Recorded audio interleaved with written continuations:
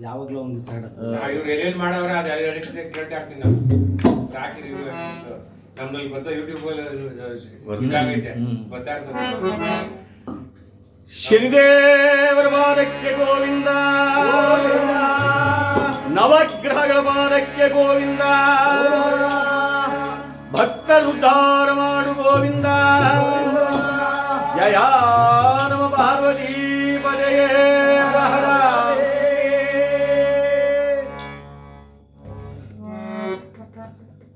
ಎಲ್ಲ ಕುಂತಿದ್ದೇವೆ ಮನೆ ಕೊಟ್ರ ಈ ಕಡೆ ಯಾವ ಮಹಾನುಭಾವನ ಆಗ್ತಕ್ಕಂಥ ಭಗವಂತ ತಾನು ಅದೃಶ್ಯನಾಗಿ ಮಾಯವಾಗಿ ಹೊರಟೋಗಿದ್ದಾನೆ. ಒಬ್ಬರಿಗೊಬ್ಬರು ಸತಿ ದಂಪತಿಗಳಿಬ್ಬರು ಮುಖವನ್ನು ನೋಡಿಕೊಂಡು ಹೇಳ್ತಾರೆ, ಅಯ್ಯೋ ಭಗವಂತ ನಮಗೆ ಇನ್ಯಾವ ಹಾಕಿಕೊಡ್ತೀಯೋ, ಯಾವ ಕಷ್ಟಕ್ಕೆ ನಮ್ಮನ್ನು ನೂಗ್ತೀಯೋ ಎಂಬುದಾಗಿ ಭಗವಂತನ ನಾಮಸ್ಮರಣೆಯನ್ನು ಮಾಡಿಕೊಂಡು ಆನಂದವಾಗಿ ಕಾಲ ಕಳೀತಾ ಇದ್ದಾರೆ. ಕಳೀತಿದೆ ಅಂತ ಕಾಲ. ಆದರೆ ಭಗವಂತನಿಗೂ ಒಂದು ಚಿಂತೆ, ಒಬ್ಬೊಬ್ಬರಿಗೂ ಒಂದೊಂದು ಚಿಂತೆ. ಮನುಷ್ಯರಾದ ನಮಗೊಂದು ರೀತಿಯಾದ ಚಿಂತೆ ಅಂದರೆ ಅವನಿಗೊಂದು ರೀತಿಯಾದ ಚಿಂತೆ. ಮನುಷ್ಯರಾದ ನಮಗೇನು ಚಿಂತೆ? ಮಕ್ಕಳಿಲ್ಲ ಅನ್ನೋರು ಮಕ್ಕಳಿಲ್ಲ ಅನ್ನೋ ಚಿಂತೆ, ಮದುವೆ ಆಗಿಲ್ವಲ್ಲ ಅಂತ ಚಿಂತೆ. ಇನ್ನೂ ಕೆಲವರಿಗೆ ಮಕ್ಕಳು ಉತ್ತಮರಾಗ್ಲಿಲ್ವಲ್ಲ, ಒಳ್ಳೆ ಮಕ್ಕಳು ಹುಟ್ಟಿಲ್ವಲ್ಲಪ್ಪ. ಯಾವಾಗಲೂ ಈ ಕಣ್ಣಲ್ಲಿ ಕಣ್ಣೀರು ಹಾಕಂಗೆ ನಮಗೆ ಇಂಥ ಮಕ್ಕಳು ಕೊಟ್ಬಿಟ್ಟಲ್ಲ ಭಗವಂತ, ಇಲ್ಲದೇ ಇದ್ದು ನಾವು ಬಾಕಿಯಾಗಿದ್ದು ಎಷ್ಟೋ ಚೆನ್ನಾಗಿತ್ತು. ಈ ರೀತಿಯ ಚಿಂತೆ ಮನುಷ್ಯನಿಗಾದರೆ ಭಗವಂತನಿಗೆ ಭಕ್ತರನ್ನು ನಾನು ಉದ್ಧಾರವಾದ ದಾರಿಯಲ್ಲಿ ನಾನು ಕರ್ಕೊಂಡು ಹೋಗ್ಲಿಲ್ವಲ್ಲ, ಉತ್ತಮವಾದ ದಾರಿಯಲ್ಲಿ ನಾನು ನಡೆಸ್ತಿಲ್ವಲ್ಲ, ಅವರ ಕೀರ್ತಿಯನ್ನು ಜಗತ್ತಿನಲ್ಲಿ ಹರಡುವಂತೆ ನಾನು ಮಾಡಲಿವಲ್ಲ, ಇದು ಭಗವಂತನ ಚಿಂತೆ. ಯಾವ ಮಹಾನುಭಾವನ ಆಗ್ತಕ್ಕಂಥ ಶನೇಶ್ವರ ಸ್ವಾಮಿ ತಾನು ಯೋಚನೆ ಮಾಡ್ತಾನೆ, ಈ ವಿಕ್ರಮನಿಗೆ ನಾನು ಕಾಟವನ್ನು ಕೊಡುವುದು ಯಾವ ರೀತಿ ಯೋಚನೆ ಮಾಡ್ತಾ ಇದ್ದಾನೆ.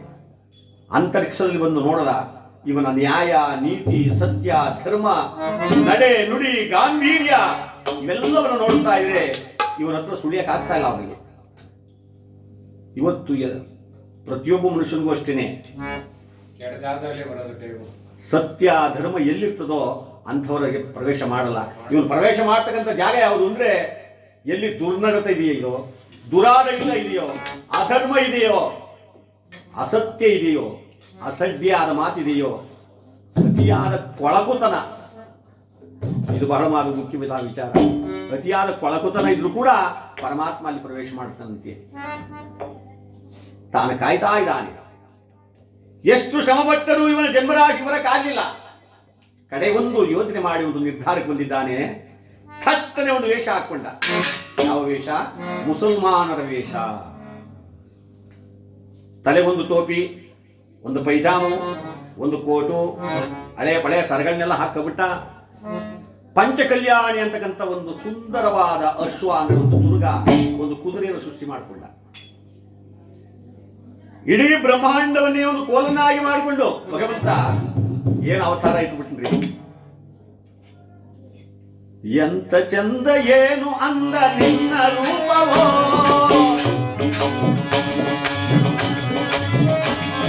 ನೋಡಲೆ ನನಗನ್ನು ಎರಡು ಕಾಲದಲ್ಲವೋ. ಎಂತ ಅಂದ ಎಂತ ಚಂದ ನಿನ್ನ ರೂಪವೋ, ನೋಡಲೆ ನಮಗೆ ಕಣ್ಣು ಎರಡು ಕಾಲವಿಲ್ಲವೋ.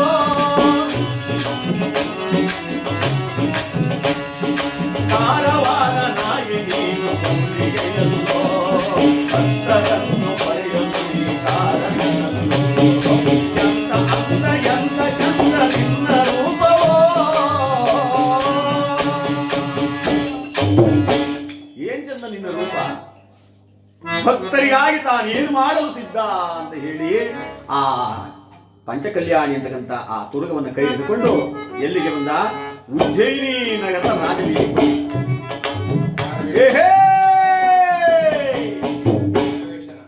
ಅಕ್ಕಯ್ಯ ಬನ್ನಿ, ಅಣ್ಣಯ್ಯ ಬನ್ನಿ, ತಮ್ಮಯ್ಯ ಬನ್ನಿ, ಎಲ್ಲರನ್ನೂ ಕರೀತಾವನೆ. ತಂದೆನು ನಾನಿ ಚಂದದ ಕುದುರೆ ನೋಡೆ, ತಂದೆನು ನಾನಿ ತಂದೆನು ನಾನಿ ಚಂದದ ಕುದುರೆ ಸುಂದರವಾಗಿದೆ ನೀವು ನೋಡೆ. ಎಂದು ಕಾಣದ ಎಂದು ಹಯವನ್ನು ತಂದಿರುವೆ ನೋಡೆ.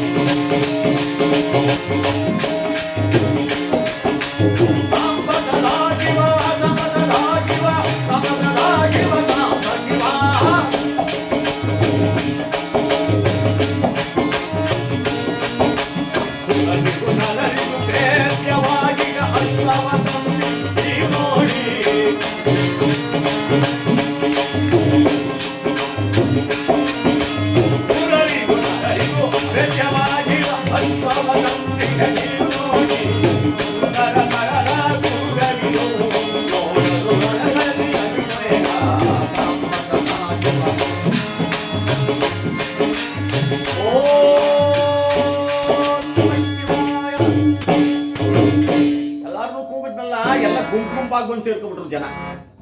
ಅಯ್ಯಯ್ಯೋ ಎಷ್ಟು ಚೆನ್ನಾಗಿದೆ ಅಶ್ವ. ಇನ್ನೊಬ್ರಂದ್ರು ಇವನು ಎಲ್ಲಿಂದ ತಂದೆ, ಇನ್ನೊಬ್ರಂದ್ರು ಅಯ್ಯೋ ಇವನು ಮೇಯ್ಸೋರ್ಯಾರೆ, ಅಯ್ಯೋ ಇಂಥ ದುರ್ಗ ನಾನು ಎಲ್ಲೂ ನೋಡಿಲ್ಲ. ಒಬ್ಬೊಬ್ಬರೇ ಒಂದೊಂದು ರೀತಿಯಾಗಿ ಮಾತಾಡ್ತಾ ಗುಂಪು ಸೇರ್ಬಿಟ್ರಲ್ಲ. ಈ ಬಡ್ಡಿ ಅಂತಕ್ಕಂಥ ಮಂತ್ರಿ ಕಾರಣಾಂತರದಿಂದ ಅಲ್ಲಿಗೆ ಬಂದ. ಇವರೆಲ್ಲ ಗುಂಪ ಜನ ಸೇರಿತ್ತಲ್ಲ, ಇವ್ರು ಏನು ಮಾಡ್ತಾ ಅವ್ರೆ? ಯಾವ ಕಣ್ಕಾಣಲ್ವನಯ್ಯ, ಕೂದ್ರೆ ನೋಡ್ತಾ ಇದ್ದೀವಿ, ಅಷ್ಟು ಗೊತ್ತಾಗಲ್ವ ನಿನಗೆ? ಆಹಾ, ಎಷ್ಟು ಚಂದವಾದ ಕೂದ್ರೆ, 5 ಬಣ್ಣದಿಂದ ಕೂಡಿದೆ. ಇದು ನಮ್ಮ ಮಹಾರಾಜರಂತಹ ಧೀರರಿಗಲ್ಲದೆ ಪಾಮರರ್ಯಾರು ಇದರ ಮೇಲೆ ಸವಾರಿ ಮಾಡಲು ಸಾಧ್ಯವಿಲ್ಲ. ತಾಳು ಒಂದು ಮಾತು ವಿಚಾರ ಮಾಡೋಣ, ಬೆಲೆ ಎಷ್ಟು ಅಂತ ಕೇಳೋಣ. ಅಯ್ಯ ಕಾರವಾನ ವ್ಯವಸ್ಥೆಗಿಂತ ಪರಮಾತ್ಮ ತಿಳ್ಕೊಂಡ. ಏನಪ್ಪ ಈ ಅಶ್ವದ ಬೆಲೆ ಎಷ್ಟು? ಈ ಅಶ್ವದ ಬೆಲೆಯನ್ನು ನಾನು ಆಮೇಲೆ ಮಾತಾಡ್ತೀನಿ. ಇದ್ರ ಮೇಲೆ ಏರಿ ಸವಾರಿ ಮಾಡೋ ಧೀರ ನಿಮ್ಮ ಪಟ್ಟಿ ಇದ್ದಾನ ಅಂದ. ನಮ್ಮ ರಾಜಬೀದಿಯಲ್ಲಿ ನಿಂತ್ಕೊಂಡು ನಮ್ಮೂರಿಗೆ ಬಂದು ನಮ್ಮನ್ನೇ ಇದ್ದಾನ ಒದ್ದಾನ ಎದ್ದಾನ ಅಂತ ಮಾತಾಡ್ತಾನಲ್ಲ, ಇವನಿಗೆ ಎಷ್ಟು ಬಡವನ ಕೇಳು ದವಡಗುಣ ಅಂತ ಮತ್ತೆ ಗಾದಿ. ಬೇರೆ ವಿಚಾರ ನಮಗೆ ಏಕೆ? ಮಹಾರಾಜರಿಗೆ ಈ ವಿಚಾರ ತಗೊಂಡು ಹೇಳಿದ್ರೆ ಆಯಿತು. ಹೊಡೋಡಿ ಬಂದ. ಸಿಂಹಾಸನ ಅಧೀಶರ ಕುಳಿತಿದ್ದಾರೆ ವಿಕ್ರಮಾದಿತ್ಯ ಮಹಾರಾಜ. ಬಟ್ಟಿ ಆ ಮಂತ್ರಿ ಬಂದವನಿಗೆ ಕೈ ಮುಗಿದ. ಮಹಾರಾಜ ವಿಜಯವಾಗಲಿ. ಏನು ಹೇಳ್ತೀರಿ ಸ್ವಾಮಿ? ಅಲ್ಲೊಬ್ಬ ಕಾರವಾನ ಒಂದು ಶೋ ಹಿಡ್ಕೊಂಡು ಬಂದಿದ್ದಾನೆ. ನೋಡೋದಕ್ಕೆ ಬಹಳ ಸುಂದರವಾಗಿದೆ ಸ್ವಾಮಿ. ಪ್ರಪಂಚ ನಾನು ಇದುವರೆಗೂ ಎಲ್ಲೂ ನೋಡೇ ಇಲ್ಲ ಅಂತ ಶೋವನ್ನು. ಹಾಗಾದ್ರೆ ಅಷ್ಟೊಂದು ಚೆನ್ನಾಗಿದೆಯಾ? ಬೆಲೆ ಎಷ್ಟು ಸ್ವಾಮಿ? ನೀವು ಕೇಳ್ದಂಗೆ ನಾನು ಬೆಲೆ ಕೇಳಿದೆ. ಎಷ್ಟು ಹೇಳ್ದ? ಅವನು ಬೆಲೆಯೇ ಹೇಳಿಲ್ಲ. ಇನ್ನೇನು ಹೇಳ್ದೆಯ? ಇದರ ಮೇಲೆ ಏರಿ ಸವಾರಿ ಮಾಡೋದ್ದೀರ ಇದ್ದಾನ ಅಂತನಲ್ಲ. ನಕ್ಕ ವಿಕ್ರಮ. ಅಷ್ಟೊಂದು ಉದ್ಘಾಟ ತಂದಿದೆ ಆ ಕಾರವಾನ್ಗೆ. ಹೌದು, ಕುದುರೆ ಸಹಿತವಾಗಿ ಅವನನ್ನ ನನ್ನ ಸಭಾಸ್ಥಾನದ ಮುಂದೆ ತಂದು ನಿಲ್ಲಿಸು. ಹೊಡೋಡಿ ಬಂದ. ಮಂತ್ರಿ ಕೂಗ್ತಾನೆ, ಅಯ್ಯ ಕಾರವಾನ ಯಾವ ಹೈ? ನಮ್ದು ರಾಜ ಕರೀತಾರೆ ಬನ್ನಿ. ಆ ಮುಸಲ್ಮಾನರ ಭಾಷೆಯಲ್ಲಿ ಕರೆದಾಗ ರೋಗಿ ಬಯಸಿದ್ದು ಹಾಲುವನ್ನ, ಡಾಕ್ಟರ್ ಹೇಳಿದ್ದು ಹಾಲುವನ್ನ. ನಾನು ಇವನ ಬಳಿಗೆ ಹೋಗಬೇಕು ಅಂತ ಬಂದೆ, ಇವನು ತಾನಾಗಿಯೇ ಕರ್ಸ್ಕೊತಾ ಇದ್ದಾನೆ. ಇದೆಂತಹ ವಿಪರ್ಯಾಸ! ಇದೋ ಬಂದೆ. ಆ ಹರ್ಷವನ್ನು ಹಿಡ್ಕೊಂಡ. ಆ ಅರಮನೆ ಮುಂಭಾಗದಿಂದ ಧ್ವಜದ ಕಂಬ ಹರ್ಷವನ್ನು ಕಟ್ಟಾಕ್ಬಿಟ್ಟ. ಮಹಾರಾಜನ ಕೈ ಮುಗಿದ. ಸಲಾಂ ಬುದ್ಧಿ. ಯಾವ ದೇಶಪ್ಪ ನಿಂದು? ನಾನು ಯಾವ ದೇಶ ಅಂತ ಹೇಳಿ ಸ್ವಾಮಿ, ನಾನು ಇಲ್ಲಿರ್ತಕ್ಕಂಥ ಜಾಗನೇ ಇಲ್ಲ ಅಂದ್ರೆ ಏನು ಅರ್ಥ? ಎಲ್ಲೆಲ್ಲೂ ನಾನು ಇದ್ದೀನಿ ಅಂತ ಇವನು ವಿಚಾರ ನೋಡಿ. ಅಲ್ಲೊಬ್ಬ ಮುನೇಶ್ವರ ಭೇಟಿ ಮಾಡ್ತಾರೆ ಒಳಗಡೆ ಕುತ್ಕೊಂಡು. ಇಲ್ಲೊಬ್ರು ಪಿ ಟಿ ಮಾಡಿಸ್ರು ಶನೇಶ್ವರ. ಪಾಠ ಈಗ ಮಾಡ್ತಾವ್ರೆ. ಕ್ಲಾಸ್ ತಗೊಂಡಿರ್ಲಿವಂತ ಬೆಳಿಗ್ಗೆಯಿಂದ. ಇವತ್ತು ಸ್ವಾತಂತ್ರ್ಯ ದಿನಾಚರಣೆ ಅಂದ್ಬಿಟ್ಟು ಈ ಕ್ಲಾಸ್ ತಗೊಂಡವ್ರಿ. ಮಾಡಿ ತಾಯಿ, ಸಂಬಳ ಇಷ್ಟೇ ಅಂತ ನೀವು ನಿಗದಿ ಮಾಡಬೇಡಿ, ಕೊಟ್ಟಷ್ಟು ಇಸ್ಕೊಂಡು ಮಾಡಿ.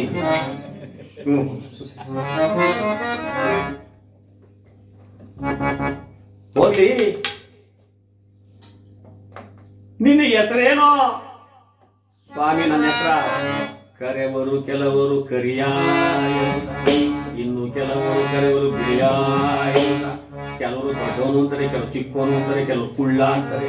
ಏನಾವ್ರವ್ರ ಮನಸ್ಸು ಬಂದು ಕರೀತಾರೆ. ನಾವು ಹಂಗೇನೆ ತಾನೆ. ಏನೋ ಒಳ್ಳೇದು ಮಾಡ್ಬಿಟ್ರೆ ನಾ ಅಪ್ಪನ ಪಾಲ್ವೆ ಗತಿ ಕಣಪ್ಪ ಅಂತೀವಿ. ಏನಾರ ಕೆಟ್ಟದ್ದು ಮಾಡಿಬಿಟ್ರೆ ನಮ್ಮ ಹುಡುಗಿ ಏನಾರ ನೆಟ್ಟಗೆ ಗಂಡನ ಮನೆ ಬಾಳ್ದೆ ಏನಾರ ವಾಪಸ್ ಬಂದ್ಬಿಟ್ರೆ ಅವತ್ತೇ ಶುರು ಮಾಡ್ಬಿಡ್ತೀವಿ. ಇವ್ರ ಬಾಗಿಲಿಗೆ ಕಾಡೆ ಗಿಡಿಯ ಮೆಣಸಿನಕಾಯಿ ಉದ್ದಾಕ ಮೊನ್ನೆ ಎಲ್ಲ ಪೂಜೆ ಮಾಡಿಸ್ದೆ ಹೂನಾರ ತಂದೆ ನನ್ನ ಮಗಳಿಗಿಂತ ಕಷ್ಟದ ಕೊಟ್ಬಿಟ್ಟಲ್ಲಿ ಯವ್ವೋ ಅವನ ಮನೇನೂ ಬಿಡಲ್ಲ ಅವ್ರ ಅಪ್ಪನ ಮನೇನೂ ಬಿಡಲ್ಲ, ಹಾಳು ಮಾಡ್ತಾರೆ ಖಂಡಿತ. ಅದನ್ನೇ ಹೇಳ್ತಾವನೆ ಪರಮಾತ್ಮ. ಒಬ್ಬೊಬ್ಬರು ಒಂದು ರೀತಿಯಾಗಿ ಕರೀತಾರೆ, ಒಬ್ಬೊಬ್ಬರು ಒಂದು ರೀತಿಯಾಗಿ ಮಾತಾಡ್ತಾರೆ. ನಾನು ಯಾವುದು ಅಂತ ಹೇಳಿ ಒಳ್ಳೆ ವಿಚಿತ್ರವಾದ ಮನುಷ್ಯ ಕಣಯ್ಯ. ಹೋಗ್ಲಿ, ನಿನ್ನ ಅಶ್ವದ ಬೆಲೆ ಹೇಳು. ನಮ್ಮ ಅಶ್ವದ ಬೆಲೆ ಸ್ವಾಮಿ, ಬೆಲೆನ ಆಮೇಲೆ ಮಾತಾಡೋಣ, ಮೊದಲು ಅಶ್ವದ ಮೇಲೆ ಕುಂತ್ಕೊಂಡು ನೋಡಿ. ನಿಮ್ಮ ಮನಸ್ಸಿಗೆ ಇಡಿಸೋದಾದ್ರೆ ವ್ಯಾಪಾರ ಮಾಡೋಣ, ಇಲ್ಲವಾದ ನನ್ನ ದಾರಿ ನಂದು, ನಿಮ್ಮ ದಾರಿ ನಿಮ್ಮದು. ಇದು ಒಳ್ಳೆ ವಿಚಾರನ ಹೇಳ್ತಾ ಇದ್ದಾರೆ. ಆ ಸಿಂಹಾಸನದಿಂದ ಮಹಾರಾಜ ವಿಕ್ರಮ ದಡ ದಡ ದಡ ದಡ ಅಂದುಕೊಂಡ ಪರಮಾತ್ಮ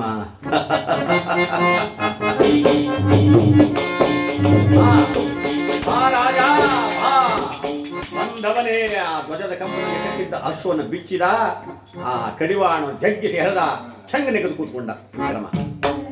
ಮಾಯೆ, ಅವನ ಮಾಯೆಯನ್ನ, ಅವನ ಲೀಲೆಯನ್ನ ಬಲ್ಲವರು ಯಾರು? ಭೂಮಿಗೂ ಆಕಾಶಕ್ಕೂ ಅಳತೆಗೋಲನ್ನು ಇಟ್ಟು ಅಳದೂ ಕೂಡ ಅಳೆಯಕ್ಕಾಗಲ್ಲ ಅವನ ಮಾಯೆಯನ್ನ. ಆ ಕುಂತ್ಕೊಂಡ ತಕ್ಷಣ ಅಶ್ವ ಅಲ್ಲಿದ್ದವರೆಲ್ಲ ನಗುತ್ತಾರೆ. ನಮ್ಮ ಮಹಾರಾಜ ಕುಂತ್ಕೊಂಡ ತಕ್ಷಣ ಅಶ್ವ ಬಿದ್ದೋಗಂಗದೆ. ಎಲ್ಲರೂ ಅಪಾಸ್ಯ ಮಾಡಿದ್ರೆ ವಿಕ್ರಮನಿಗೆ ಮನಸ್ಸಿಗೆ ಮುದನಿಸಿತು. ಏನೋ ಒಂದು ಪೆಟ್ಟನ್ನು ಈಗ ಅಂದ, ಲಟ ಲಟ ಲಟ ಹೆಜ್ಜೆ ಶುರುವಾಯಿತು. ಇಷ್ಟೊಂದು ನಿಧಾನವಾಗಿ ನಡೀತಾ ಇದೆಯಲ್ಲ, ಹೇ ಎಂದ. ಸರ್ವೇ ಸಾಧಾರಣವಾಗಿ ಹೆಜ್ಜೆ ಇತ್ತು. ಮೂರನೇ ಪೆಟ್ಟನ ಬಾಯಿಂದ ಶಬ್ದ ಹೊರತಾರೆ, ಹೇ ಎಂದ. ಆ ಕಣದೊಳಗೆ ಹೊರಗಿತು ಆ ಸುರಗ.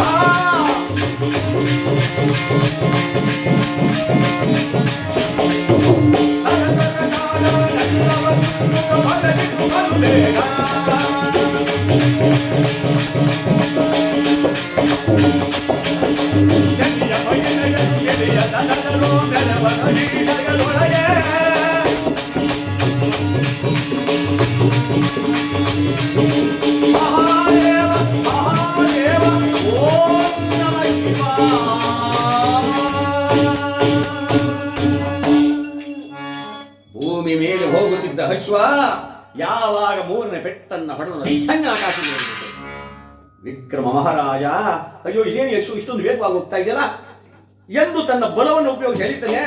ಇವು ಇರ್ತಕ್ಕೆ ಸಿಗ್ತಾ ಇಲ್ಲ, ಹೋಗ್ತಾ ಇದೆ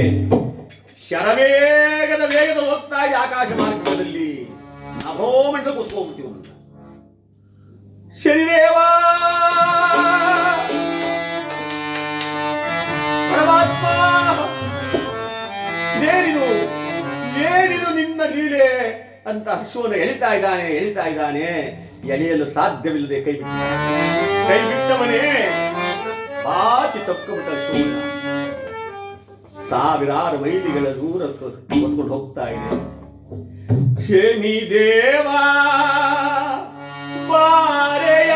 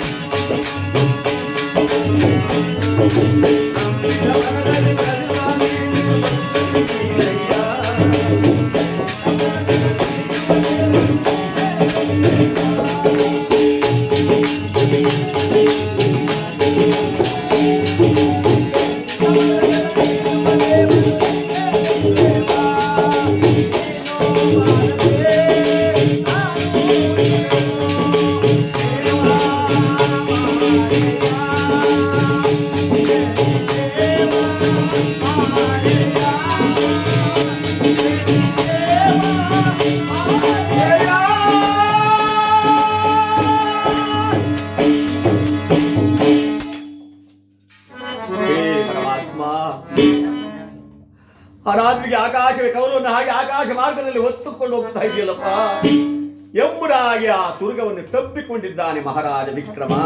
ತೆಗೆದುಕೊಂಡು ಹೋಗಿ ದಟ್ಟವಾದ ಅರಣ್ಯದ ಮಧ್ಯಭಾಗದಲ್ಲಿ ಮೂರ್ಛಿತನಾಗ್ಬಿಟ್ಟ ರಾಜ. ನಾನೆಲ್ಲಿದ್ದೇನೆ ಹೇಗಿದ್ದೀನಿ ಅಂತ ಅರಿವೆಯವನಿಗಿಲ್ಲ. ಅಶ್ವವೇ ಒಂದು ಕಡೆ ನಿಂತಿದೆ. ಮಹಾರಾಜ ಕಲ್ಲು ಮುಳ್ಳಿನ ಮೇಲೆ ಬಿದ್ದು ಆ ಮೈ ಕೈಯೆಲ್ಲ ಗಾಯವಾಗಿ ಆ ನೋವಿನಿಂದ ಮೂರ್ಛಿತನಾಗಿ ಶನಿರಾಯ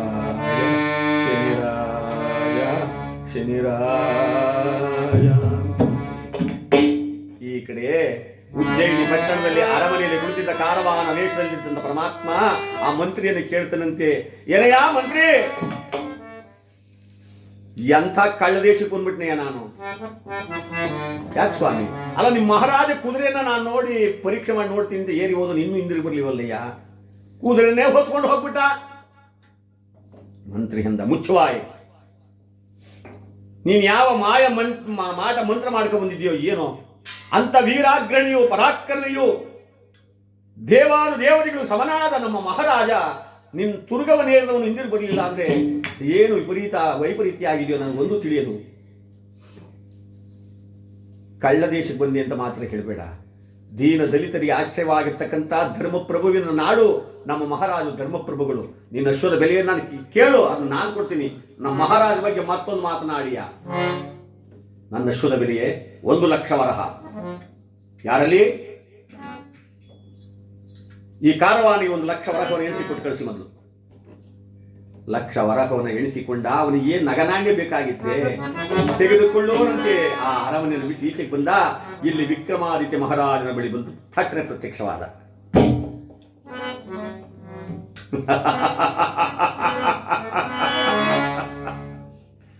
ಎಲ್ಲವೋ ವಿಕ್ರಮ, ಈ ಒಂದು ಗಳಿಗೆಗೆ ಮುಂಚೆ ನೀನು ರಾಜ, ಕ್ಷಣಾರ್ಧದಲ್ಲಿ ಏನಿಲ್ಲದ ಭಿಕಾರಿಯಂತೆ ಅರಣ್ಯದಲ್ಲಿ ಬಿದ್ದಿದ್ದೀಯ. ಸಾವಿರಾರು ಜನ ಪ್ರಜೆಗಳು, ಸಾವಿರಾರು ಜನ ಮಂತ್ರಿ ಮಾಗದರು, ಸೇವಕರು ಅದೆಷ್ಟೋ ಜನ ನಿರ್ಗತಿಕನಾಗಿ ಬಿದ್ದಿದ್ದೀಯ ಎಂದು ಹಸ್ತವನಿಗೆ ಗಂಧನಂತೆ ವಿಕ್ರಮನಿಗೆ ಜ್ಞಾನ ಬಂತು. ಆ ಕಡೆಯಿಂದ ಈ ಕಡೆ ಹೊರಲಾಡ್ತಾ ಶನಿರಾಜ, ಅಯ್ಯೋ ಅಶ್ವ ಭೂಮಿಗಿಳಿಸ್ತೆ, ನಾನು ಬದುಕಿದ್ದೇನಾ ಎಂಬುದಾಗಿ ಸುತ್ತಲೂ ನೋಡುತ್ತನಂತೆ. ಆ ಅಶ್ವ ದೂರದಲ್ಲಿ ನಡೀತಾ ಇತ್ತು. ವಿಕ್ರಮ ಅಂದ್ಕೊಂಡ, ಯಾಗಾದರೂ ಮಾಡಿ ಮತ್ತೆ ಆ ಅಶ್ವವನ್ನು ಹಿಡ್ಕೊಂಡು ಅದರ ಮೇಲೆ ಕುಳಿತುಕೊಂಡು ನಾನು ಬಂದ ದಾರಿಯಲ್ಲೇ ಹಿಂದಿರುಗಬೇಕು. ನೋಡಿ, ಅದಕ್ಕೆ ಹೇಳ್ತಾರೆ, ಮನುಷ್ಯ ತಾನು ಬಯಸುವುದೊಂದಾದರೆ ಆ ಭಗವಂತ ತಾನು ತೋರಿಸುವ ದಾರಿಯೇ ಇನ್ನೊಂದಾಗಿದೆ. ಮಾನವನ ಆಸೆ ಅಂತ ಏನು ನಡೆಯುವುದಿಲ್ಲ.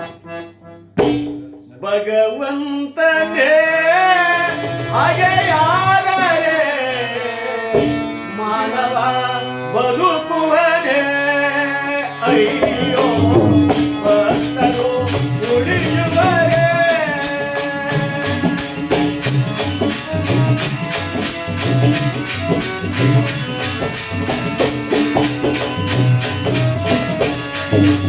ಅಯ್ಯೋ ಭಕ್ತರು ಉಳಿಯುವರೇ.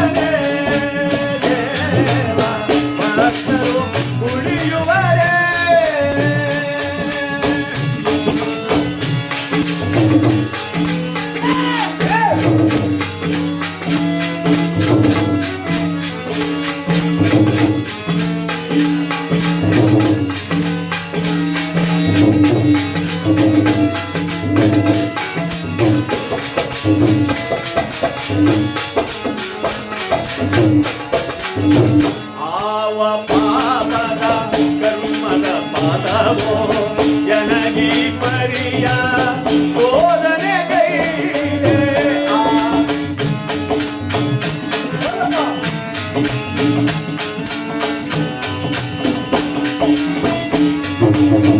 ಆವ ಪಾಪದ ಕರ್ಮದ ಪಾದವೋ ಜನಗಿ ಪರಿಯ ಬೋಧನೆ ಕೈಲೆ. ಮಾಡಿದ ಪಾಪಕ್ಕೆ ಮನ್ನಣೆ ಇಲ್ಲವೇ ದೂರ ನೀನಾದೆಯ ದೇವ ಪಾಪಿ ನಾನಾದೆಯೇ. ದೂರಿ ನೀನಾದೆಯ ದೇವ ಪಾಪಿ ನಾನಾದೆಯೇ. ಭಗವಂತನೇ ಹಾಗೆಯಾದರೆ ಮಾನವ ಬದುಕುವರೇ. ಅಯ್ಯೋ ಭಕ್ತರು ಉಳಿಯುವರೇ.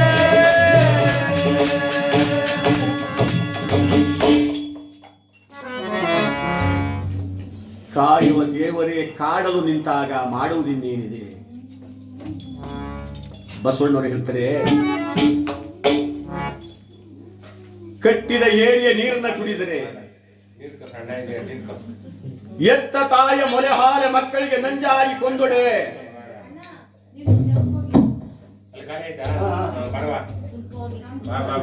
ಕಟ್ಟಿದ ಬೇಲಿಯೇ ಎದ್ದು ಹೊಲವನ್ನ ಮೇಯ್ಕೊಂಡ್ರೆ ನಿಮ್ದ ಹೌದಾ ಬರವ ಹಂಗೆ ಸೀಟ್ ಬದಲಾವಣೆ ಮಾಡ್ಕೊಡ್ಬೇಕು.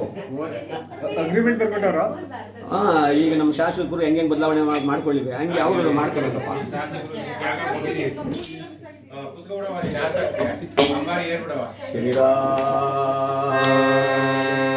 ಶನಿರಾ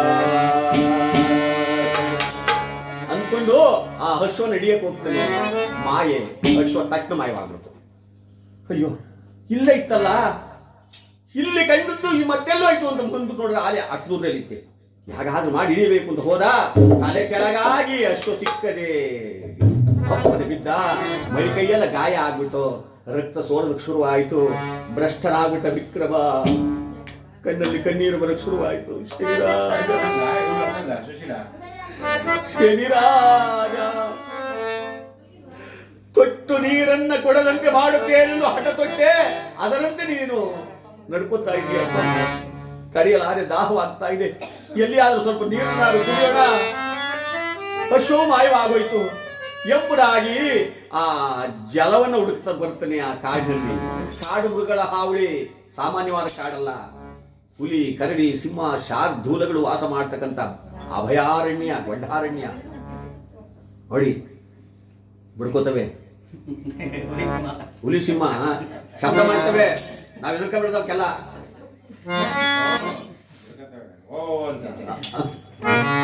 ಬರ್ತಾ ಇವೆ. ಆದ್ರೆ ವಿಕ್ರಮ ಜಗ್ಗಲಿಲ್ಲ, ಕುಗ್ಗಲಿಲ್ಲ. ಬಾಯಾಗಿ ತಡೆಯಕ್ಕಾಗ್ತಾ ಇಲ್ಲ. ನೀರನ್ನು ಕುಡಿಯೋಣ ಅಂತ ಹುಡುಕಾಡ್ಕೊಂಡು ಹೋಗ್ತಾನೆ. ಎಲ್ಲಿಯೂ ನೀರು ಸಿಗ್ಲಿಲ್ಲ. ಭಗವಂತನ ಮಾಯೆಯಿಂದ ಒಂದು ಜಲದ ನದಿಯೇ ಹರಿಯುವಂತೆ ಮಾಡಿಬಿಟ್ಟ. ಧಳ ಧಳ ಧಳ ಧಳ ನೀರು ಬರ್ತಾ ಇದೆ. ಯಾಕಾದ್ರೂ ಮಾಡಿ ಜಲಪಾನ ಮಾಡೋಣ ಅಂತ ಹೇಳಿ ಎರಡು ಕೈಗಳನ್ನ ಹೀಗಂದ. ಬೊಗಸೆ ತುಂಬ ನೀರನ್ನು ಮೈಬೇಕು ಅಂತ ಅವನ ಭಗವಂತನ ಆಸೆ. ನೀರು ಮಾಯವಾಯಿತು. ಬಗಸೆ ತುಂಬ ಬರೀ ಮಣ್ಣು ಮಾತ್ರ ಬಂತು.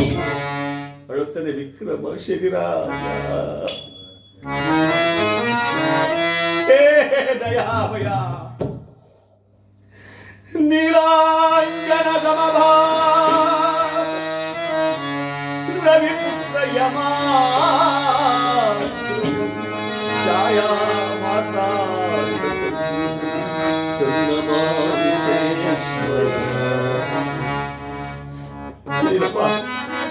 ಹಸಿವು ಬಹಳವಾಗ್ತಾ ಇದೆ.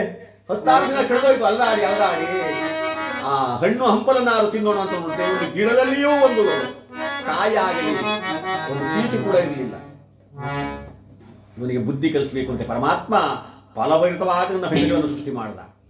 ಮರಗಳಲ್ಲಿ ಹಣ್ಣು ಜೋತಾಡುವಂತೆ ಮಾಡ್ದ. ಆಸೆಯಿಂದ ವಿಕ್ರಮ ಅಲ್ಲಿ ಓಡೋಡ್ ಹೋಗ್ತಾನೆ. ಆ ಹಣ್ಣನ್ನು ಕೀಳಬೇಕು ಕೀಳಬೇಕು. ಮನಸ್ಸಿಗೆ ಆಸೆ ಹಸ್ದಾಗಲೇ ಅನ್ನದ ಬೆಲೆ ಗೊತ್ತಾಗದು. ಬಾಯಾದಾಗ ನೀರಿನ ಬೆಲೆ ಗೊತ್ತಾಗದು. ಓಡೋಡಿ ಹೋಗಿ ಹಣ್ಣನ್ನ ಮುಟ್ಟಲು ಹೋಗ್ತಾನೆ. ಆ ಹಣ್ಣುಗಳು ತನ್ನಷ್ಟಕ್ಕೆ ತಾವೇ ಹೋಗ್ತಾ ಇರೋ ಮೇಲೆ ತನ್ನಷ್ಟು ತಾನೇ ಮೇಲೆ ಹೋಗ್ತಾನೆ.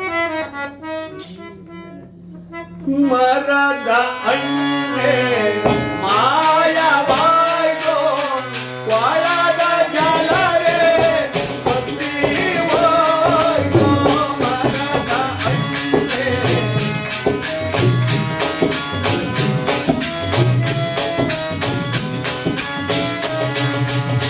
ಯಾರಿಗೆ ಏಳಲಿ ಏಳಲು ಮಾಡಲಿ ದೇವಾ.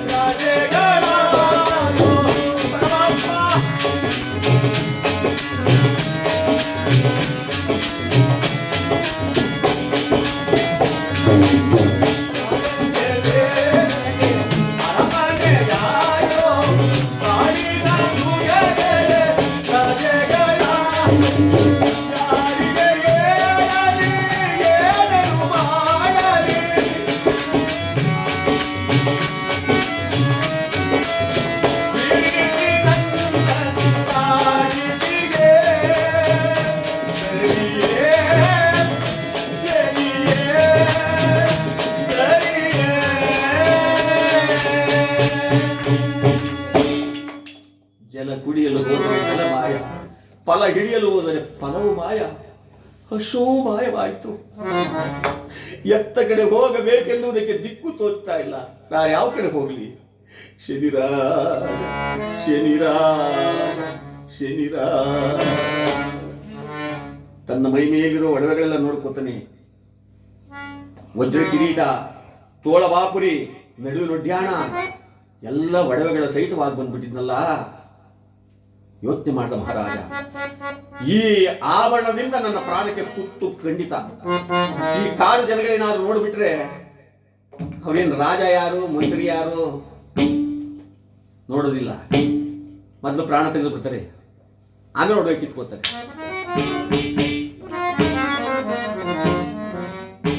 ಪತಿರ್ವತ ಕುಜಕುಂಭ ಮಧ್ಯೆ ಉತ್ತರ ಶಾದೂಲನ ಕಾವಳ್ಯಂ ಭುವಶ್ವವಿತ್ತಂ ಶೂರಸ್ಯ ಕಂಠಂ ಚತ್ವಾರಿತಾತಂ ಮರಣಂತ್ಯ ಕಾಲೆ. ಶಾಸ್ತ್ರ ಹೀಗಿರುವಾಗ ಹುಲಿಗೆ ಹುಗುಲು, ಆನೆಗೆ ದಂತ, ಮನುಷ್ಯನಿಗೆ ಐಶ್ವರ್ಯ, ಹೆಣ್ಣಿಗೆ ರೂಪ, ಪ್ರಾಣಕ್ಕೆ ಕಂಟಕ. ಹತ್ತನೆ ಆ ಕಂಠದಲ್ಲಿದ್ದ ರುಮಾಲನ್ನು ತೆಗೆದ, ಎಲ್ಲ ಒಡವೆಗಳನ್ನ, ಕಿರೀಟವನ್ನ, ನಡು ಲೊಡ್ಡ್ಯಾಣ ಎಲ್ಲ ಒಡವೆಗಳನ್ನು ಬಿಚ್ಚಿ ಅದನ್ನು ಗಂಟು ಕಟ್ಟಿಕೊಂಡು ಒಂದು ಕಿರಿದಾದ ದಾರಿ, ಕಣಿವೆ ದಾರಿ ಅಂತಾರೆ. ಕಣಿವೆ ದಾರಿ ಅಂದ್ರೆ ಈ ಕಾಡುಗಳಲ್ಲಿ ಸಣ್ಣ ಸಣ್ಣ ಹಾದಿ ಇರ್ತಾವೆ.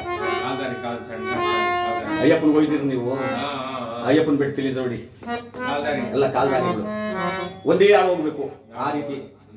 ಅಂತಹ ಕಣಿವೆ ದಾರಿಯಲ್ಲಿ ಆ ಆಭರಣದ ಗಂಟನ್ನು ಕೈ ಹಿಡಿದುಕೊಂಡು ಬಾಡಿದ ಮುಖವುಳ್ಳವನಾಗಿ, ಯಾವ ಮಹಾರಾಜ ವಿಕ್ರಮ ತಾನು ಯಾವ ಕಡೆಯಿಂದ ಬಂದಿ ಅಂತ ಗೊತ್ತಿಲ್ಲ, ಯಾವ ಕಡೆ ಹೋಗ್ಬೇಕು ಅಂತ ಅರಿವು ಅವನಿಗಿಲ್ಲ. ಈ ಜಗತ್ತೇ ಒಂದು ಸಂಸಾರ ಇದ್ದ ಹಾಗೆ, ಈ ಜಗತ್ತಿನ ಜೀವನವೇ ಒಂದು ಸಂಸಾರ. ಜಗದ ಸಂಸಾರ ನೋಡೆ ಯಗಳ ನೆರಿ ಬಂದ ಪಾಪದ ಫಲವಿರೋ. ಜಗದ ಸಂಸಾರ ಜಗದ ನೆರಿ ಬಂದ ಪಾಪದ ಫಲವಿರೋ.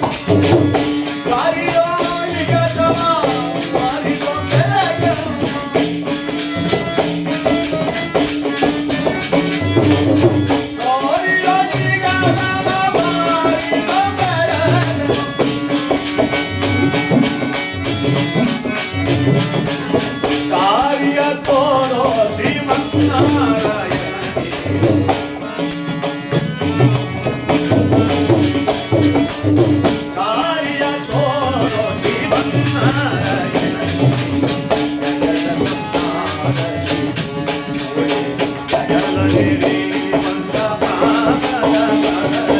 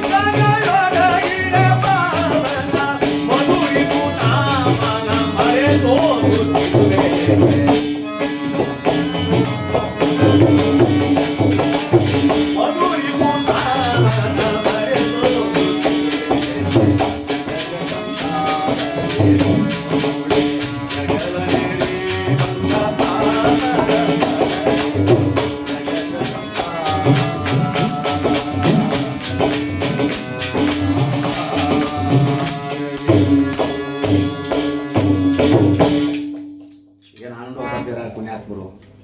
ಜಗದ ಸಂಸಾರವಿದು. ಜಗತ್ತೇ ಒಂದು ಸಂಸಾರ, ಬರೀ ನಮ್ಮ ಸಂಸಾರದಲ್ಲಿ ಅಂತ ಅಲ್ಲ. ಸುಧತಿ ಸುಪುತ್ರರಲ್ಲಿ ಸುಖ ಪಡಬಹುದೆಂದು ಮದುವೆಯ ಮಾಡಿಕೊಂಡ ಆತುರದಿ. ನನಗೇನು ಮದುವೆ ಆಗ್ಬಿಟ್ರೆ ಸಾಕೋಣ, ಅರ್ಗಿಣಿ ಅಂತ ಎಂಟ್ರು ಸಿಕ್ಕಿದ್ದು, ಏನು ಭಯ ಇಲ್ಲ. ಅಪ್ಪನು ಬೇಡ, ಅವನು ಬೇಡ, ಯಾವ ಅಣ್ಣ ತಮ್ಮ ಯಾರು ಬೇಡ ಕಣೋ, ನನಗೆ ಅಷ್ಟೇ ಸಾಕು. ಹೌದು, ಸುಧತಿ ಸುಪುತ್ರರಲ್ಲಿ ಸುಖ ಪಡಬಹುದೆಂದು ಮದುವೆಯ ಮಾಡಿಕೊಂಡ ಆತುರದಿ. ವಿಧ ವಿಧ ಕಷ್ಟಗಳು ಒದಗಿದಾಗ ಆ ಮಧುರಿಪುನಾಮನನ್ನೇ ಧ್ಯಾನ ಮಾಡ್ತೀಯ. ಪರಮಾತ್ಮ ನನಗೆ ಯಾಕಪ್ಪ ಕಟ್ಬಿಟ್ಟೆ ಬಂಗನ ಅಂತ. ಹಾಗೆ ಮಹಾನುಭಾವನಾದ ವಿಕ್ರಮ, ಎಲ್ಲವನ್ನ ಬಲ್ಲವನೋ, ಜ್ಞಾನಿಯಾದವನೋ, ತಿಳುವಳಿಕೆ ಉಳ್ಳವನು, ಮಹಾವಿದ್ಯಾವಂತನು. ಆದರೂ ಕೂಡ ಪರಮಾತ್ಮ ಯಾವಾಗ ಕೂರ್ನಾಗುತ್ತೋ ಭ್ರಷ್ಟನಾಗುತ್ತಾನೆ. ಆ ಕಣಿವೆ ದಾರಿಯಲ್ಲಿ ಆವರದ ಗಂಟನ್ನು ಕೈ ಹಿಡಿದುಕೊಂಡು ಶನಿರಾಜ ಶನಿರಾಜ ಅಂತ ಎತ್ತರವಾದ ಒಂದು ಸ್ಥಳದಲ್ಲಿ ನಿಂತ್ಕೊಂಡು ನೋಡ್ತಾನಂತೆ ಒಂದು ಹಳ್ಳಿ ಅವನಿಗೆ ಕಾಣಿಸ್ತದೆ. ಓಹೋ, ಯಾವುದೋ ಪಟ್ಟಣನೋ ಹಳ್ಳಿನೋ ಇರಬೇಕು. ಅಲ್ಲಿಗೆ ಹೋಗಿ ಅನ್ನಚಕ್ಷುದ್ವಾದಿತ ಅಲಂಕೃತದಲ್ಲಿ ಅಸ್ಥಿಗತ ಪ್ರಾಣ, ಕೃತಾಯುಗದಲ್ಲಿ ರಕ್ತಗತ ಪ್ರಾಣ, ಕಲಿಯುಗದಲ್ಲಿ ಅನ್ನಗತ ಪ್ರಾಣ. ಅನ್ನಕ್ಕಾಗಿ ಎಲ್ಲಿ ಆಗಲಿ, ಬಡವನಾಗಲಿ, ಬಲ್ಲಿದನಾಗಲಿ, ರಾಜನಾಗಲಿ, ಯಾರೇ ಆಗಲಿ, ಅನ್ನವಿದ್ದಾಗ ಆ ಹಸಿವು ಸುಮ್ಮನೆ ಬಿಡೋದಿಲ್ಲ. ಆ ಹಳ್ಳಿಗೆ ಹೋಗಿ ನನ್ನ ಕುಕ್ಕಿ ಬಾಧೆಯನ್ನು ಪರಿಹಾರ ಮಾಡ್ಕೊಳ್ಳೋಣ, ಯಾವುದಾದ್ರೂ ಮಾರ್ಗ ಹುಡ್ಕೊಳ್ಳೋಣ ಅಂತ ಹೇಳಿ ಆ ಪಟ್ಟಣದ ಕಡೆ ಬರ್ತಾ ಇದ್ದಾನೆ. ಅದು ಯಾವ ಪಟ್ಟಣ? ತಾಮಲಿಂಗ ಪಟ್ಟಣ. ನಾಡಾಳುವುದನ್ನು ಚಂದ್ರಸೇನ ಮಹಾರಾಜ ಆ ವರ್ತಕರ ಬೀದಿಯಲ್ಲಿ ಬರ್ತಾ ಆ ಪಟ್ಟಣದಲ್ಲ ನೋಡ್ರ, ಏನು ವೈಭವ! ಈ ನಾಡಿನ ವೈಭವ ಎಷ್ಟು ಚೆನ್ನಾಗಿ, ಎತ್ತರವಾದ ಸೌಧಗಳು, ಗುಡಿ ಗೋಪುರಗಳು, ರಾಜಬೀದಿಗಳು ನೋಡು, ಎಷ್ಟು ವಜ್ರದಿಂದ ಬಿಗಿದಿವೆ. ಪಶ್ಚಿಮ ಕೂಡಿನ ಕೊಳದ ಬಾಗಿಲು ಎಷ್ಟು ಆನಂದವಾಗಿದೆ. ಒಬ್ಬ ರಾಜನಾದವನಿಗೆ ಇನ್ನೊಂದು ರಾಜ್ಯವನ್ನು ವರ್ಣನೆ ಮಾಡೋದೇ ಒಂದು ಕೆಲಸ. ಇನ್ನು ನಮ್ಮ ತಬಲ ಮೇಸ್ಟ್ರಿಗೆ ಏನು, ಇನ್ನೊಬ್ರು ಯಾರು ತಬಲ ಬಿಡ್ತಾರೆ ಅಲ್ಲಿ, ಅವ್ರು ಹೆಂಗೆ ನುಡಿಸ್ತಾರೆ ನೋಡ್ಬೇಕು ಅಂತ ಅವ್ರಿಗೆ ಆಗೋದು ಇಷ್ಟ. ನಮ್ಮ ನಾಗಣ್ಣವ್ರಿಗೇನು ಯಾರು ಅಲ್ಲ, ಎಲ್ಲಿ ಜನ ಬರ್ತಾರೆ. ಅಲ್ಲ ಯಾರು ತಗೊಂಡ್ತಾರೋ ನೋಡೋಣ. ಖಂಡಿತವಾಗ್ಲೂ ಅವ್ರು ಜ್ಞಾನವಾಗಿ ಅವ್ರೆ, ನೀವೇ ಅವ್ರನ್ನ ತೂಗುಡ್ಸ ಮಾಡೋದು. ಮಗಳ ಕುತ್ಕೊಂಡು ಹಾ, ನೀವು ಅಂದಾಗ ತೂಗುಡ್ಸ್ತಾರ ಅಷ್ಟೇ. ಇದ್ದಾಗ ಹೊರಕಣ್ಣ ಮುಚ್ಚಿ ಒಳಕಣ್ಣ ತೆಗ್ದವ್ರೆ. ಅದು ಅರ್ಥ ಆಗ್ಬೇಕು ಜನಕ್ಕೆ. ಹೇಳ್ತೀನಿ ಹಾ, ನೀವು ಬೇಜಾರು ಮಾಡ್ಕೊಬಿಡಿ, ನೀವು ಹಂಗೆ ಮುಂಚೆ. ಹೌದು. ಒಬ್ಬ ಕುಳ್ಳುನ್ನ ಕತೆ ನೋಡಕ್ ಕರ್ಕೊಂಡು ಹೋದ್ರಂತೆ. ಡೇ ನನಗೇನು ಕಾಣಲ್ಲ ಪಾಣಲ್ಲ, ಸಾಧಾರಣ ಮಿನಾಟ್ ಕರ್ಕೊಂಡು ಬರೋ, ಚೆನ್ನಾಗಿ ಆಡ್ತಾರೆ ಕಣ, ಲೌಡೀಸ್ ಎಲ್ಲ ಬಂದ್ರೆ ಅಲ್ಲ ಎಂತರು ಲೇಡೀಸ್ ಅವಳು ಶುದ್ಧ ಆಗ್ತಾಳೆ ಕಣ, ಏನ ಜಡೆಯ ಏನ್ ಬಲ್ ಚೆನ್ನಾಗಿ ಆಡ್ತಾಳೆ, ಸ್ವಂಟ ಎಲ್ಲ ತಿರುಗಿಸ್ತಾಳೆ. ನೋಡಿ ಅಯ್ಯೋ ಕಣ್ಣಿಲಾಗಿದ್ದಿಲ್ಲ, ನಾನು ಹೆಂಗೋ ನೋಡೋಣ. ಹೆಂಗ್ಸ್ ಬಂದಾಗ ನಾವು ಹಿಂಗೆ ಅಂತೀವಿ, ಕರಿತೀವಿ ಅಂತ ನಿನ್ನೋದು. ಖುಷಿ ಆಯ್ತು. ಇದು ಒಂಥರ ಚೆನ್ನಾಗಿದೆ. ಕರ್ಕೊಂಡ್ರೆ ನನ್ನ ಹೆಂಗಾರೆ ಈಗಿನ ಕಾಲದ ಹೆಚ್ಚಿಗೆ ನಿಂತ್ಕೊಳ್ಳಲ್ಲ. ಲೇಡೀಸ್ ಬಂದು ಡ್ಯಾನ್ಸ್ ಮಾಡಿದ್ಲು, ಹೊಂಟೋದ್ಲು, ಇವನು ಸಿಕ್ಕಾಡಿದ್ರು ಆಹಾಹಾ ಈ ಅಂತ ನಕ್ಕದ. ಇವ್ನು ಕರ್ಕೊಂಡು ಈ ಕತ್ತೆ ಒಳಗೆ ನಾವು ಎಲ್ಲೋಗೋದು. ಅಲ್ಲೇ ಒಂದು ಬದನೆ ಗಿಡ ಇತ್ತಂತೆ, ಯಾರ ಪುಣ್ಯಾತ್ಮರು ಬದನೆ ಗಿಡ ಹಾಕಿದ್ರು. ಗಾಳಿ ಬಿಡ್ತೀನಿ ಮುಳ್ಳು ಯಾವಾಗಲೂ ಪರ್ಚವಂತ ಇವನಿಗೆ ಕುಂಡಿಸ್ಬಿಟ್ಟು ಹೊಂಟೋದ್ರು. ಆ ಪರ್ತಾಗೆಲ್ಲ ಆಹಾ ಬಂದು ಈಗ ಸದರಾಗಿ ಬಂದು ಬೆಳಗಾನ ಹಂಗೆ ಅನ್ಕೊಂಡಿದ್ದೆ, ಇವ್ರು ಬಂದು ಮನೆ ಮುಂದೆ ಹಂಗೆ ನಾಗಣ್ಣ ಸುಮ್ಮನೆ ತೂಗುಡ್ತಾನೆ ಅಂತ ನೀವು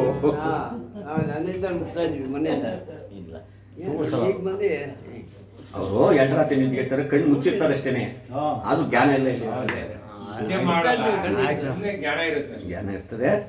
ಇಲ್ಲಿ ಆ ನಾಡಿನ ವೈಭವವನ್ನ ನೋಡಿದಂತಹ ವಿಕ್ರಮ, ಏನು ಈ ನಾಡಿನ ವೈಭವ ಎಂಬುದಾಗಿ ವರ್ತಕರ ಬೀದಿಗೆ ಬಂದ ರಾಜ.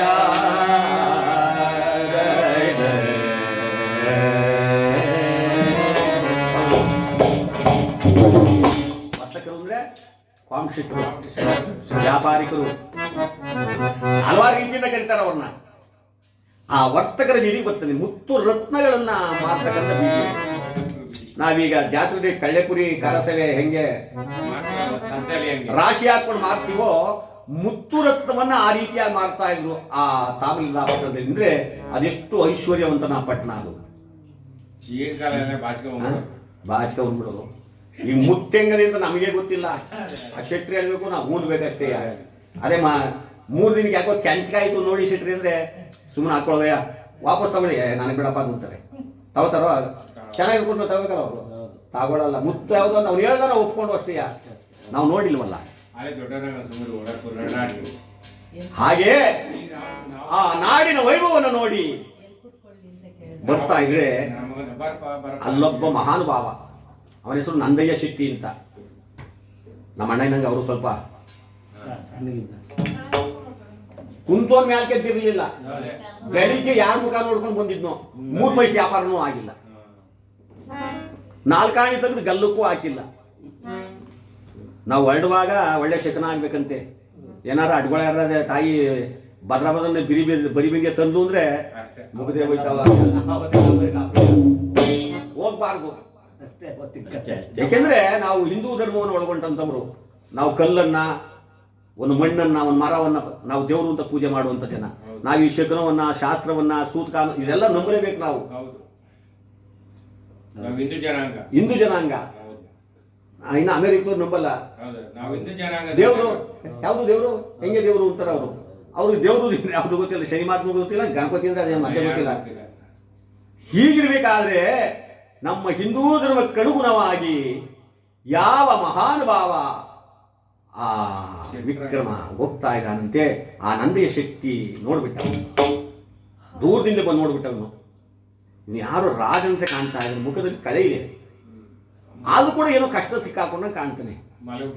ಆದ್ರೂ ಸ್ವಲ್ಪ ಹತ್ರ ಕರೆಯೋಣ ಅಂತ ಹೇಳಿ ಆ ಕೈ ಸನ್ನೆಯಿಂದ ಮೆಲ್ಲ ಮೆಲ್ಲನೆ ವೈಶ್ಯ ನಿಲ್ಲದೆ ಬಂದು, ಮೆಲ್ಲ ಮೆಲ್ಲನೆ ವೈಶ್ಯ ನಿಲ್ಲದೆ ಬಂದು, ಮೆಲ್ಲನೆ ರಾಜನ, ಮೆಲ್ಲನೆ ರಾಜನ ಹತ್ತಿರ ಕರೆ ನಾನು, ಮೆಲ್ಲ ಮೆಲ್ಲನೆ ವೈಶ್ಯ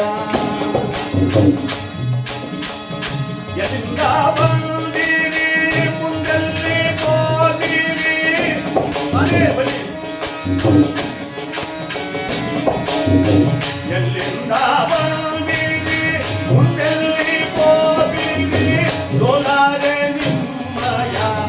ಬರಬೇಡಿ ಎಂದ ಅಯ್ಯ ಅಯ್ಯ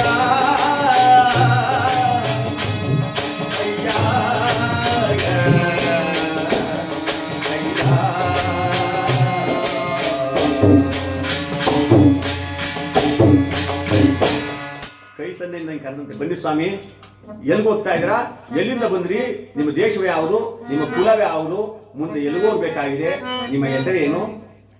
ಎಲ್ಲ ವಿಚಾರವನ್ನ ಕೇಳೋಣ ಅಂತ ಹೇಳಿ ಹತ್ರಕ್ಕೆ ಕರೆದಾಗ ವಿಕ್ರಮಾದಿತ್ಯ ಮಹಾರಾಜ ಹೇಳಿದ, ಕ್ಷತ್ರಿಯ ಕುಲ ನಮದು ಎಲ್ಲಿ ಕಾಣವೋ ಎಷ್ಟೋ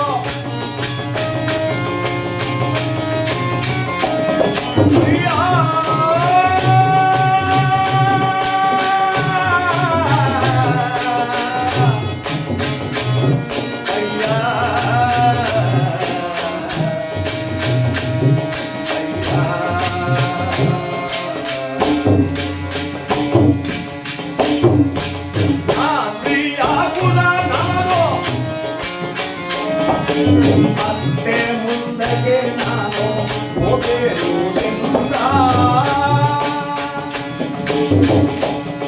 ಅಯ್ಯ ಅಯ್ಯ ಅಯ್ಯ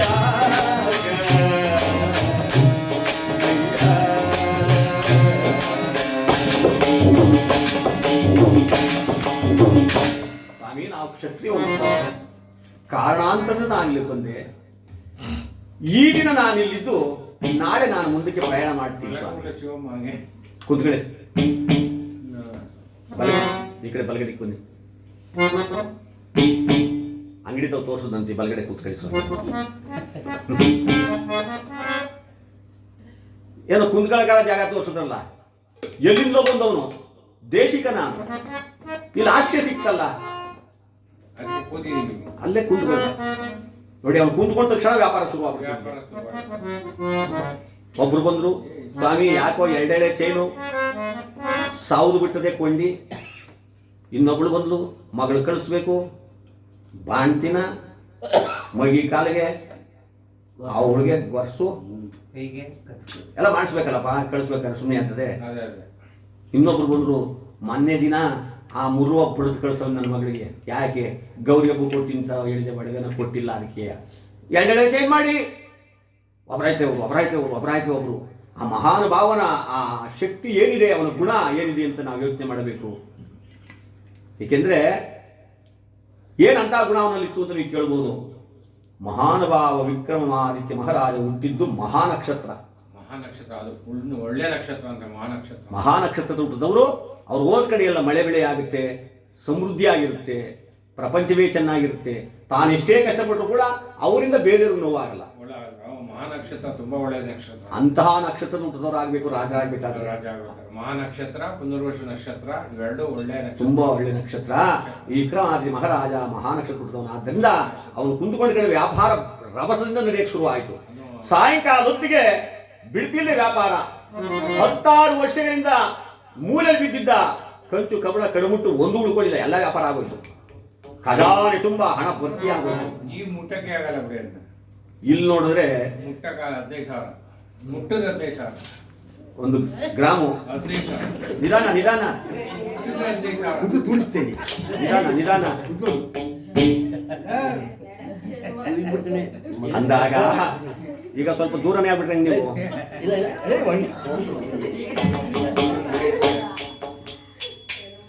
ಬೇಜಾರು ಮಾಡ್ಕೊಳಕ್ಕಾಗಲ್ಲ. ಬೇಜಾರು ಮಾಡ್ಕೊಡ, ಸುಮ್ಮನೆ ತಮಾಷೆ ಕಣ. ಕುಂಕುಮ ಬಟ್ಟಿ ಕಲರ್ ಮಾಡಿ ಪೌಡ್ರ್ ಹಾಕೋರೆ. ತಾಯಿ ಒಂದು ಮಂಗಳಾರತಿ ಮಾಡ್ಬಿಡಿ. ಆಗಲಿಕ್ಕಲ್ಲ, ಈಗ ಬನ್ನಿ ಮಂಗಳಾರತಿ ಮಾಡಿ.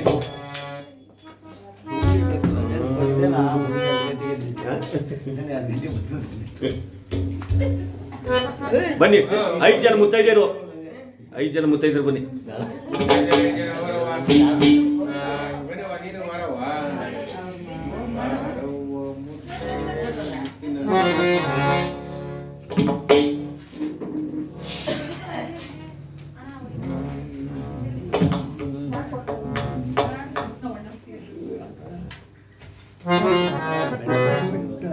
ಏನ್ ಮಗ ನೀನು ನನ್ನ ಮಗನ ತರ ಮಾಡ್ತಾನ ಅವನು.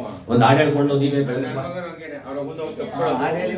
ಹೇಳ್ಕೊಂಡು ಹಾಡ್ಬೇಕು. ಹಂಗ ಮಾಡ್ತಾನ ಹಾ. ಅವನು. ನೀವು ಬರೋದು ಹೇಳಿ ಇಂಥದ್ದು ಹೇಳ್ಬೇಕು ಅಂತೇನಿಲ್ಲ. ಅವ್ನು ಹಂಗೇನೆ. ಅಯ್ಯೋ ಅವನು ಅಷ್ಟೇ ನಮ್ಮ ವಿಚಾರ ಆಡ್ಬಿಟ್ಟು ಬೇರೆ ಯಾವ್ದಾರು ಇಲ್ಲ. ದೇವ್ರ ಹಾಡು ಹೇಳಿ ಸ್ವಾಮಿ ಈಗ. ಜ್ಯೋತಿ ಬೆಳಗು ಸೌಂಡೇ ಇಲ್ಲ. ಯಾವ ಸ್ವರನೇ ಇಲ್ಲ, ಸುಮ್ಮನೆ ಸ್ವರನೇ ಇಲ್ಲ. ಎಲ್ಲ ಪಾಯಸ ತಿಂದವೆ ಸೌಂಡ್ ಬರಲ್ಲ. ನೀವೇನು ಸೌಂಡ್ ಮಾಡಮ್ಮ, ಸೌಂಡೇ ಇಲ್ಲ ಅವಕ್ಕೆ. ಎಲ್ಲ ವಯಸ್ಸಾಗ್ಬಿಟ್ಟವೆ.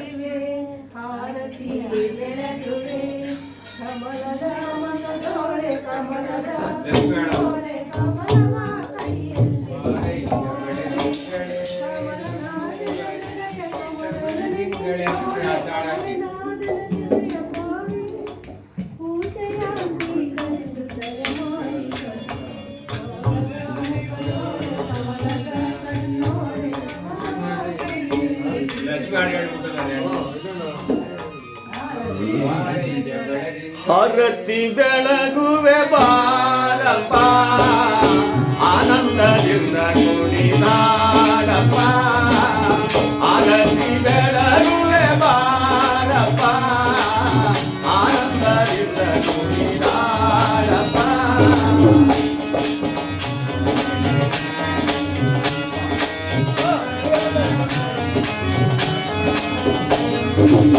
ದಯವನ್ನು ತೋರೋ ದೀನರ ಬಂಧೋ, ದಯವನ್ನು ತೋರೋ ದೀನರ ಬಂಧೋ.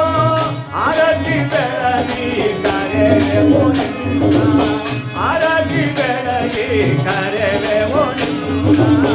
ಆರತಿ ಬೆಳಗುವೆ ಬಾರಪ್ಪ, ಆನಂದದಿಂದ ಕುಣಿದಾಡಪ್ಪ. ಆರತಿ ಬೆಳಗುವೆ ಬಾರಪ್ಪ, ಆನಂದದಿಂದ ಕುಣಿದಾಡಪ್ಪ.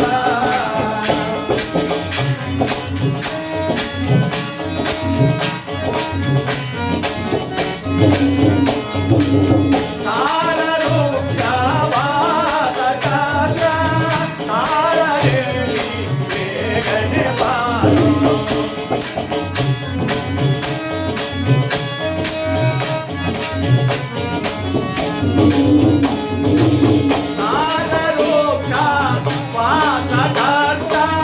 ತಾಳದೇಳಿ ಬೇಗನೆ ಬಾರೋ. ಕುಣಿಯುತ್ತ ನಲಿಯುತ್ತ ಬೇಗ ಬಾರೋ. ಕುಣಿಯುತ್ತ ನಲಿಯುತ್ತ ಬೇಗ ಬಾರೋ. ಕರ ಕರ ಬಂದು ದಯವನ್ನು ತೋರೋ.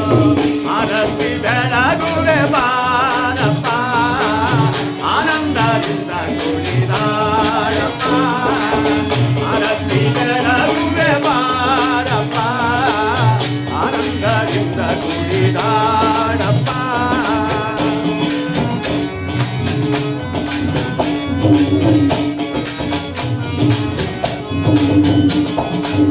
ನಂಬಿದ ಭಕ್ತರ ದೀನ ಬಂಧೋ, ನಂಬಿದ ಭಕ್ತರ ದೀನ ಬಂಧೋ. ದಯವನ್ನು ತೋರೋ ಬೇಗನೆ ಬಾರೋ, ದಯವನ್ನು ತೋರೋ ಬೇಗನೆ ಬಾರೋ. ಆರತಿ ಬೆಳಗುವೆ ಬಾರಪ್ಪ, ಆನಂದದಿಂದ ಕುಣಿದಾಡಪ್ಪ.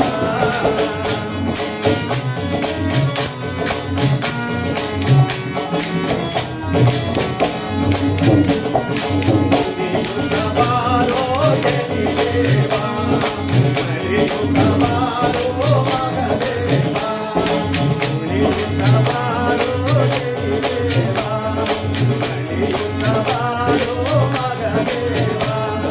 ಜೈ ಜೈ ದೇವ, ಜೈ ಜೈ ದೇವ, ನಾಗಮನ ಶ್ರೀಗಣಯ ಬೇಗನೆ ಬಾರೋ ಗಣೇಶ. ಆರತಿ ಬೆಳಗುವೆ ಬಾರಪ್ಪ, ಆನಂದದಿಂದ ಕುಣಿದಾಡಪ್ಪ. ಆನಂದದಿಂದ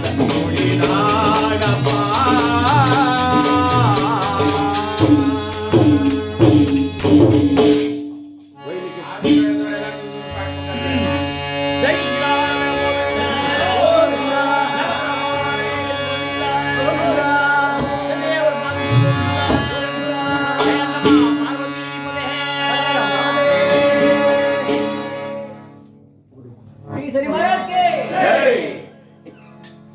ಮೂರು ಸರಿ ಹೇಳ್ಬೇಕು.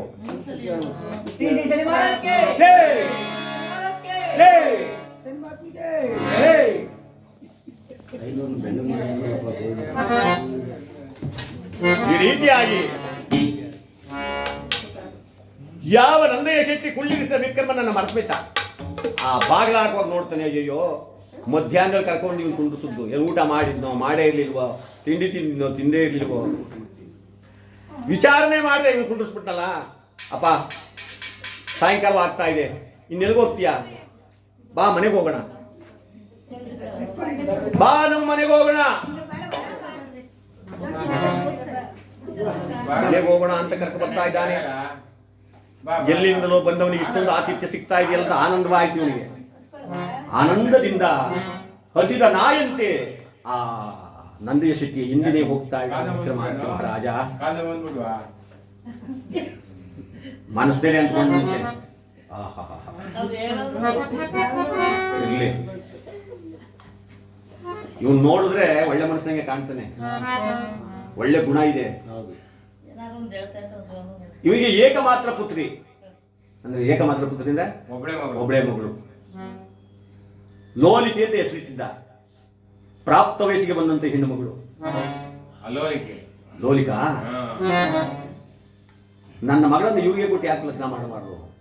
ಇನ್ನು ಯಾರು ಇಂದ್ರನೋ ಚಂದ್ರನೋ ದೇವೇಂದ್ರನೋ ದೇವತೆಗಳ ಒಬ್ಬನ ಆಗಿರಬಹುದು. ಯಾವುದೋ ಕಷ್ಟಕ್ಕೆ ಸಿಲುಕಿಗಾಗಿದ್ದಾನೆ ವಿನಃ ಇವನ ರೂಪ ಲಾವಣ್ಯ ತೇಜಸ್ಸನ್ನು ನೋಡ್ತಾ ಇದ್ರೆ ಅಥವಾ ಇವನು ರಾಜ್ಞೆ ಆಗಿರ್ಬಹುದು. ಯಾಕೆಂದ್ರೆ ಶೆಟ್ಟರು ಬಹಳ ಬುದ್ಧಿ, ಯೋಚನೆ ಮಾಡಿದವ್ರೆ ಮನೆ ಕರ್ಕೊಂಡ್ಬಂದ್ರು. ಮನೆ ಕರ್ಕೊಂಡು ಕೂಗ್ತಾವ್ರೆ, ತಾಯೇ ಮಗಳೇ ಏನ್ ಮಾಡ್ತಿದ್ದೆ ಒಳಗೆ ಸೇರ್ಕೊಂಡು? ಕೂಗಿದ್ರು ಸಾಕು, ಅಷ್ಟೊಂದು ಗೌರವ ಇತ್ತು. ಅಪ್ಪ ಬಂದ್ಬಿಟ್ಟು ಏನಾರು ಕೂಗ್ಬಿಟ್ರೆ ಬಡ್ಬಡ್ ಈಸ್ಕೊಂಡ್ಬಿಡೋದು. ಮಗಳೇ ಅಂದ್ರೆ ಅಪ್ಪ ಅಲ್ಲೇ ಆಚೆ ಕಡೆ ಕೈ ಕಾಲು ತೊಳ್ಕೊ, ಇಲ್ಲಿ ಸಿಂಕಲ್ಲಿ ಕೈ ನೀರು ಹಾಕೊಂಡು ಕಾಲ ಒರ್ಸ್ಕೊಂಡು ಹೊಡಿಕ್ ಬಾ, ನಾನು ಅಲ್ಲಿದ್ದೀನಿ ನಿಂತಾರೆ. ಮಗಳೇ ನಿಂದೊಳ್ಳೆ. ಹೀಗಿರ್ಬೇಕಾದ್ರೆ ಆ ಅರೆಯರ ಹೆಣ್ಮಗಳು ಓಡೋಡಿ ಬರ್ತಾನಂತೆ. ಏನಪ್ಪ ಆಚೆ ಈ ದಿವಸ ನಮ್ಮ ಮನೆಗೊಬ್ರು ಅತಿಥಿ ಬಂದಿದ್ದಾರೆ, ಅವರಿಗೆ ಬೇಗ ಸ್ನಾನಕ್ಕೆ ನೀರನ್ನಿಡು, ಅಡಿಗೆನ ಸಿದ್ಧ ಮಾಡು. ಹಾಗೆ ಅಪ್ಪ ಓಡೋಡಿ ಹೋಗಿ ಸ್ನಾನಕ್ಕೆ ನೀರನ್ನ ಸಿದ್ಧ ಪಡಿಸಿದ್ದಾಳೆ. ಒಳಗಡೆ ಅಡಿಗೆ ಮಾಡೋದಕ್ಕೆ ಹೋಗಿದ್ದಾಳೆ. ವಿಕ್ರಮಾದಿತ್ಯ ಮಹಾರಾಜನಿಗೆ ಹೇಳಿದ ನಂದಯ್ಯ ಶೆಟ್ಟಿ, ಹೋಗಪ್ಪ ಸ್ನಾನ ಮುಗಿಸ್ಕೊ. ಸ್ನಾನ ಮುಗಿಸಿದ ಮಹಾರಾಜ ಬಂದು ಕುಳಿತರೆ ಆ ಬಾಳೆ ಎಲೆಯನ್ನು ಹಾಸಿ ಆ ಬಿಸಿಯಾದ ಅನ್ನವನ್ನು ತಂದು ಆ ಮಹತಾಯಿ ಆ ಹರೆಯದ ಹೆಣ್ಮಗಳು ಲೋಲಿಕೆ ವಿಕ್ರಮನ ಎಲೆ ಮೇಲೆ ತುಂಬ ಬಡಿಸಿದ್ದಾಳೆ. ವಿಕ್ರಮನಿಗೆ ಅನ್ನ ಮುಟ್ಟುವಾಗ ಕಣ್ಣಲ್ಲಿ ಕಣ್ಣೀರು ಬಂದ್ಬಿಡ್ತು. 16 ದಿವಸ ಆಗೋಯ್ತು ಹೊಟ್ಟೆಗೆ ಅನ್ನ ತಿದ್ದು. ಭಗವಂತ ಕ್ರೂರನಾದಾಗ ಮುಟ್ಟಿದ್ದೆಲ್ಲ ಮಣ್ಣಾಗುತ್ತೆ ಅಂತ ನಾನು ಕೇಳಿದ್ದೀನಿ. ಈ ಅನ್ನವನ್ನು ಮುಟ್ಟಿದ ತಕ್ಷಣ ಇದೆ ನಾನು ಮಣ್ಣಾಗೋದು, ನನ್ನ ಗತಿ ಏನಪ್ಪ? ಶ್ರೀರಾಜ ಅಂತ ಆ ಅನ್ನದ ಮೇಲೆ ಕೈ ಇಟ್ಟ, ಅನ್ನವಾಗಿಯೇ ಸಿಕ್ಬಿಡ್ತು. ಹೊಟ್ಟೆ ಬಿರಿಯುವಂತೆ ಸಂತೋಷವಾಗಿ ಊಟವಾಯಿತು. ಊಟವಾದ ಮೇಲೆ ಆ ಶೆಟ್ಟಿಗಳು ತೋರಿಸಿದಂತೆ, ಹೋಗಿ ಸ್ವಾಮಿ ಆ ಕಡೆ ಹಜಾರದಲ್ಲಿ ಹೋಗಿ ಪೌಳಿಸಿ ನೀವು. ಅಲ್ಲಿ ಬೋರ್ಡ್ ಹಾಕಿತೇನಂತ, ಆಲೋಲಿಕೆ ಚಿತ್ರಶಾಲೆಯ ಹಜಾರ. ಚಿತ್ರಶಾಲೆ ಅಂದ್ರೆ ಈ ಪ್ರಪಂಚದಲ್ಲಿ ಎಷ್ಟು ಪಕ್ಷಿಗಳಿದೆಯೋ ಅಷ್ಟು ಪಕ್ಷಿಗಳನ್ನೆಲ್ಲ ಬರ್ಸಿದ್ದ. ಗಿಳಿ, ಕೋಗಿಲೆ, ಹಂಸ, ಚಕೋರ ಎಲ್ಲ ಪಕ್ಷಿಗಳ ಚಿತ್ರವನ್ನು ಅಲ್ಲಿ ಬಿಡಿಸಿದ್ದ. ಚಿತ್ರಶಾಲೆ ಅಂತ ಹೆಸರಿಟ್ಟಿದ್ದ. ಮಗಳು ಮಲಗೋದಕ್ಕೆ, ಸಂಗೀತ ಕಲಿಯೋದಕ್ಕೆ, ಅವಳು ನಾಟ್ಯ ಮಾಡೋದಕ್ಕೆ, ಭರತನಾಟ್ಯ ಆಡೋದಕ್ಕೆ ಆ ಚಿತ್ರಶಾಲೆಯನ್ನು ಕಟ್ಟಿಸಿದ್ದ. ಅಂತಹ ಚಿತ್ರಶಾಲೆಯನ್ನ ತೋರಿಸಿದಾಗ ವಿಕ್ರಮಾದಿತ್ಯ ಬಂದ. ಏನಿ ಶಿಲ್ಪಿಯ ಕೈ ಚಳಕ,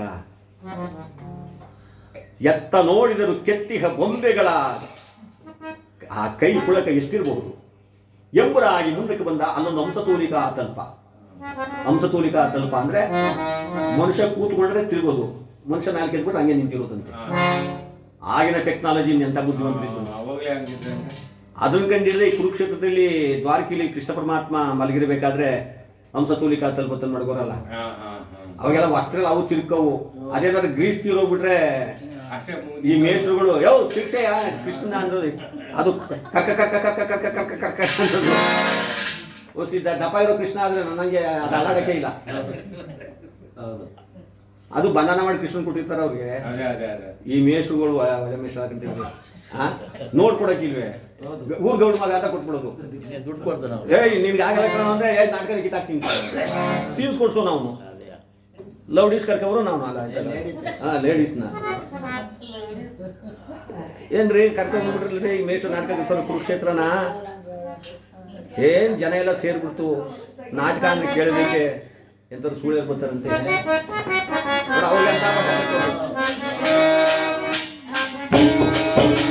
ಜನ ಸೇರ್ಬಿಟ್ಟು ಊರ್ಗೌಡು ಮುಂದೆ ನಿಂತ್ಬಿಟ್ಟು ನಾವು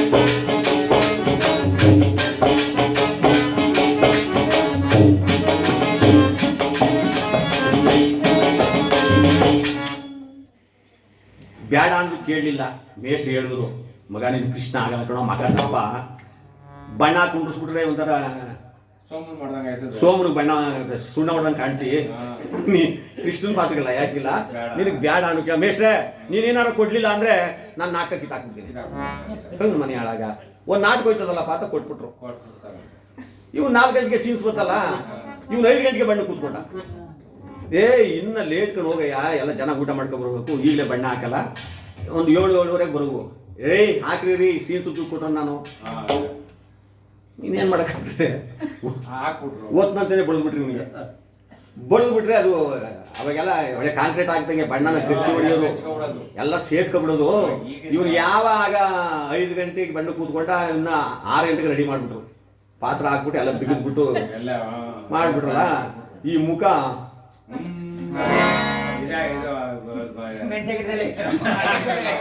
ಸ್ವಾಮನ ಮುಖ ಆದಂಗೆ ಆಗ್ಬಿಡ್ತೀವಿ ನಿಮಗೆ. ಎಲ್ಲ ರುಕ್ಮಿಣಿನ ಬರಲಿವಲ್ಲಪ್ಪ, ಇವನು ಕಾಯ್ತಾವನೆ. ಹಂಗೋ ಈಗ ಒಂದು 8 ಗಂಟೆಗೆ ನಾಟಕ ಶುರು ಮಾಡಿಬಿಟ್ರು. ಅದೇ ಕಿರ್ಕಿರ್ ಅನ್ನೋದು ಹಂಸತೂಲಿಕ ತಲ್ಪ, ಆ ತಲುಪದ್ಮೇಲೆ ಮನಸ್ಸಿದ್ವಿ ಇವನ್ನ, ರುಕ್ಮಿಣಿ ಬಂದು ಎಬ್ಬರಿಸ್ತಾಳೆ, ನೀನು ಮಲಗಿರ್ಬೇಕು, ಕಣ್ಣು ಮುಚ್ಬಿಡ ಮೇಷ್ಟ್ರೆ, ಕಣ್ಣು ಬಿಟ್ಕೊಂಡು ಮನೆ ಕೂತಾರೆ ನೀ, ಕಣ್ಣು ಮುಚ್ಕೊಂಡು ಮಲಿಕೋಬೇಕು. ಮೇಷ್ಟ್ರು ಹೇಳೋದು ಅಂತ ಅವ್ನು ಮನೆಕೊಂಡೇ ಬಿಟ್ಟ, ನಿದ್ದೆ ಬಂದ್ಬಿಟ್ಟದೆ. ಈಗಾರೆ ಮುಂಜಾನೆ ಹುಡುಗಿ ಗಡಸು ಮಾಡೋರು ಹುಡುಗಿ ಮಾಡ್ತಾರೆ, ಎದ್ಬಿಟ್ಟಿರ್ತಾರೆ. ರುಕ್ಮಿಣಿ ಬಂದ್ಲು, ಆಡ್ಕೊಳ್ಳಿ ಏನು ಆನಂದ ಬರ್ತಾವೆ. ಇವನು ಎಷ್ಟು ಕಿವುದು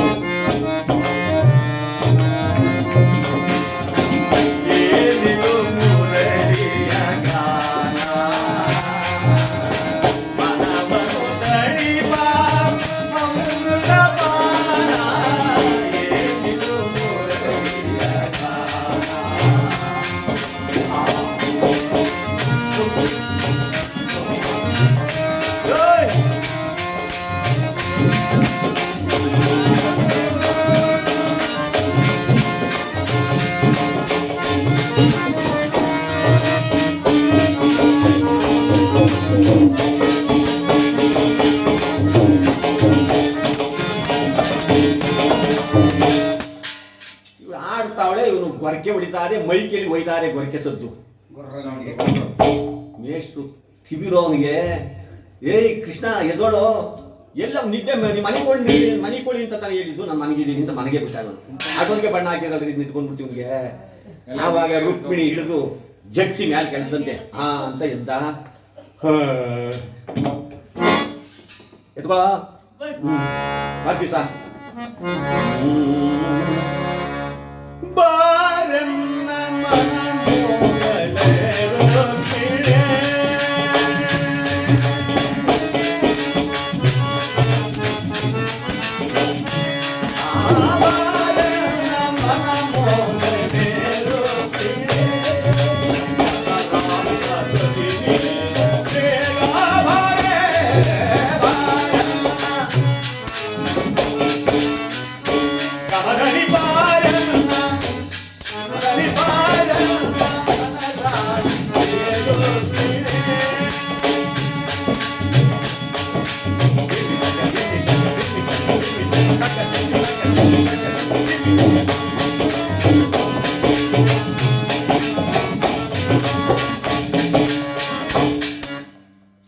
ಲೇಡೀಸ್ ಆಗಿ ಸಿಕ್ಬಿಟ್ರೆ ಇವ್ರು ಇನ್ನೂ ನಿಲ್ಸಕ್ಕಲ್ಲ ನಾವು.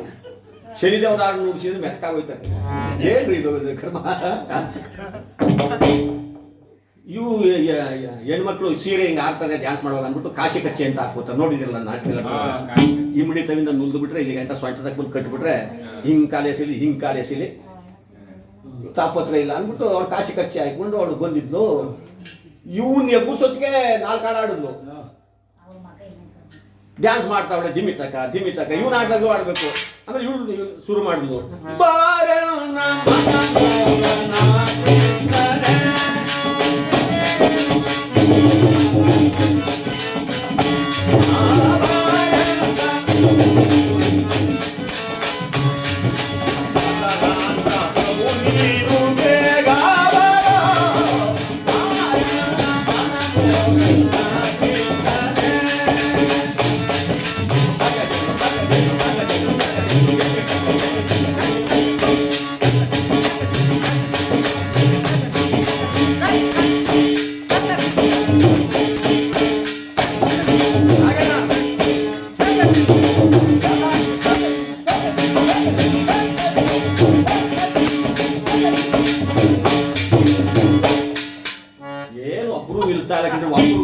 ಆಗ್ಬಿಟ್ರು.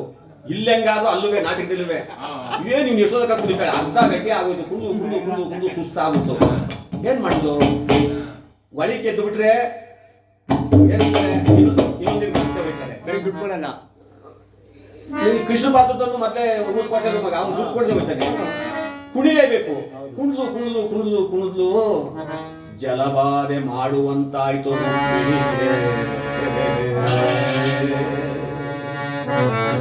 ಯಾರು ಹೇಳ್ಕೊಳಕಾಯ್ತದೆ? ಕೃಷ್ಣನಿಗೆ ಹೇಳ್ಕೋಬೇಕು. ತಾಳ ಬಿಟ್ಟು ಆಡಂಗಿಲ್ಲ, ರಾಗ ಬಿಟ್ಟು ಆಡಂಗಿಲ್ಲ. ಶುರು ಮಾಡಿದ್ಲು ಕೃಷ್ಣ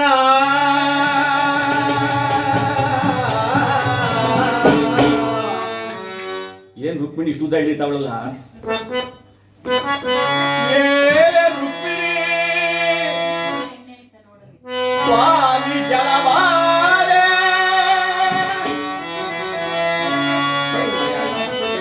ಒಳಗೆ ಬರುವಾಗ ಎಲ್ಲ ಮುಗಿಸ್ಕೊಟ್ಟಾಗೆ ಬಿಡ್ಬೇಕಾಗಿರೋದು. ಇಲ್ಲಿ ಬಡವರು ಏನ್ ಮಾಡೋದು? ಈಗೇನು ಮಾಡಕ್ಕಾಗಲ್ಲ. ತೋಟಿಕು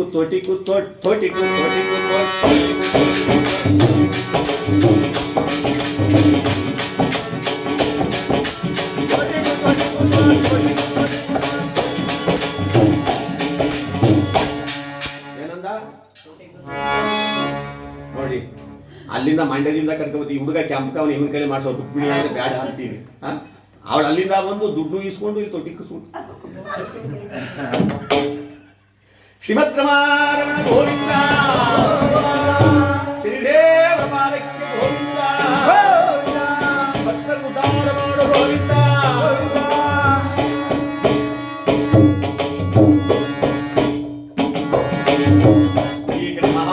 ವಿಕ್ರಮ ಅನ್ನದ ಮೇಲೆ ಕೈ ಇಟ್ಟಾಗ ಅನ್ನವಾಗಿ ಸಿಕ್ತಲ್ಲ, ಆನಂದವಾಗಿ ಊಟ ಮಾಡಿ ಆ ಹಂಸತೂಲಿಕಾ ತಲ್ಪದ ಮೇಲೆ ಬಂದು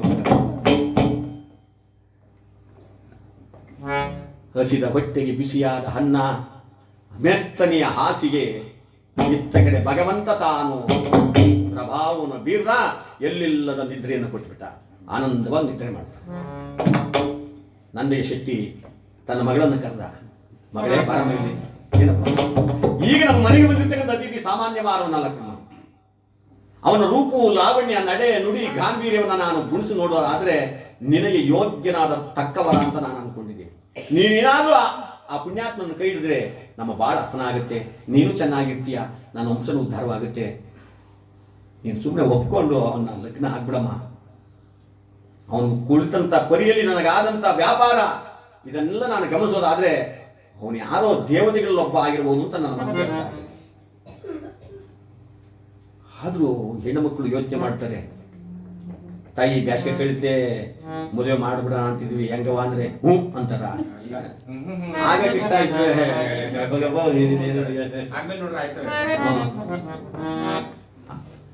ಆದ್ರೆ ಆ ಲೋಲಿಕೆ ಹೇಳಿದಂತೆ, ಅಪ್ಪ ಮದುವೆ ವಿಚಾರದಲ್ಲಿ ನೀವು ಇಷ್ಟೊಂದು ನಿರ್ಬಂಧನ ಪಡಿಸುವುದು ಧರ್ಮ ಅಲ್ಲ. ನನ್ನ ಮಾತನ್ನು ಕೇಳಿ, ಬೆಳ್ಳಗಿರುವುದನ್ನೆಲ್ಲ ಹಾಲೆಂದು ನಾವು ಸುಣ್ಣದ ನೀರು ಬೆಳಗಿರುತ್ತಂತ ಕುಡಿಯಕ್ಕಾಗುತ್ತ? ಯಾವ ದೇಶದವರು, ಯಾವ ಗುಣದವರು, ಯಾವ ಜಾತಿಯವರು, ಅವರ ನಡೆ ಹೇಗೋ, ಗುರಿ ಹೇಗೋ ನನಗೊಂದು ತಿಳಿಯುದು. ಇವತ್ತೊಂದು ರಾತ್ರಿ ನನಗೆ ಅವಕಾಶ ಕೊಡಿ, ನಾನು ಹೋಗಿ ಅವ್ರನ್ನ ಪರೀಕ್ಷೆ ಮಾಡಿಕೊಂಡು ನಾಳೆ ಲಗ್ನ ನಿಮ್ಗೆ ನಾನು ಮಾತು ಕೊಡ್ತೀನಪ್ಪ. ಹೋಗಿ ಮಗಳಿಗೆ ಪರೀಕ್ಷೆ ಮಾಡಿ. ಬರ್ತಾ ಇದ್ದಾಳೆ ಮಹಾತಾಯಿ.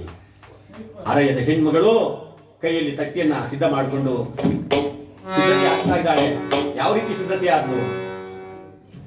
ಶೃಂಗಾರವಾಗಿ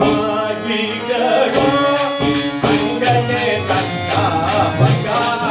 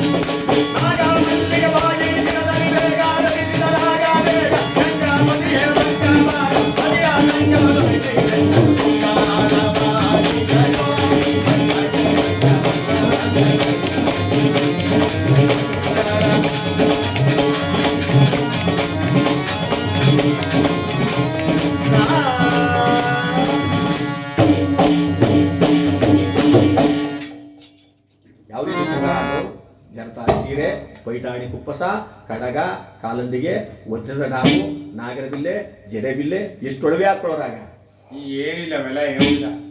ಈಗ ಎಲ್ಲ ಒಳಗಂದು ಧರಿಸ್ಕೊಂಡು ಮುಡಿ ತುಂಬ ಮಲ್ಲಿಗೆ ಹೂವನ್ನು ಮುಡ್ಕೊಂಡು ಕೈಯಲ್ಲಿ ಒಂದು ತಟ್ಟೆ ಹಿಡ್ಕೊಂಡು ಆ ತಟ್ಟೆಯೊಳಗೆ ಗಂಧ, ಅಕ್ಷತೆ, ಪುನುಗು, ಪನ್ನೀರು, ಜಾಜಿ, ಕುಸುಮ, ಅರಿಶಿನ, ಕುಂಕುಮ. ಭಕ್ತಳು ಭಗವಂತನ ಬಳಿ ಯಾವ ರೀತಿ ಹೋಗ್ತಾಳೋ ಆ ರೀತಿ ಸಿದ್ಧತೆ ಮಾಡ್ಕೊಂಡು ಬರ್ತಾ ಇದ್ದಾಳೆ ಈ ವಿಕ್ರಮಾದಿತ್ಯ ಮಹಾರಾಜನ ನೋಡೋದಕ್ಕೆ. ರತಿದೇವಿ ಮನ್ಮಥನನ್ನು ನೋಡುವುದಕ್ಕೆ ಯಾವ ರೀತಿ ಹೋಗ್ತಾಳೋ ಆ ತೆರದೊಳಗೆ ಮಹಾನುಭಾವನಾದ ವಿಕ್ರಮನ್ನ ನೋಡಲು ಅಲಂಕಾರ ಭೂಷಿತಳಾಗಿ ಬರ್ತಾ ಇದ್ದಾಳೆ. ಗಲಗಲನೆ ಹೆಜ್ಜೆ ನಾಕ್ತ ಬರ್ತಾ ಇದ್ರೆ ಅವಳ ಕಾಲಲ್ಲಿರುವ ಆ ಗೆಜ್ಜೆಯ ಚೈನು ಶಬ್ದ. ಏಕೆಂದ್ರೆ ನಾನು ಬರುವ ಶಬ್ದಕ್ಕೆ ಅವ್ರು ಕಣ್ಬಿಡ್ಲಿ ಅಂತ, ಎಚ್ಚರಿಕೆ ಆಗ್ಲಿ ಅಂತ ಆ ಬಾಗ್ಲಲ್ಲಿ ನಿಂತ್ಕೊಂಡು ನೋಡಿದ್ಲು. ಆನಂದವಾಗಿ ನಿದ್ರೆ ಮಾಡ್ತಾ ಇದ್ದಾನೆ. ಇವನೇ ನಿನ್ನನೋ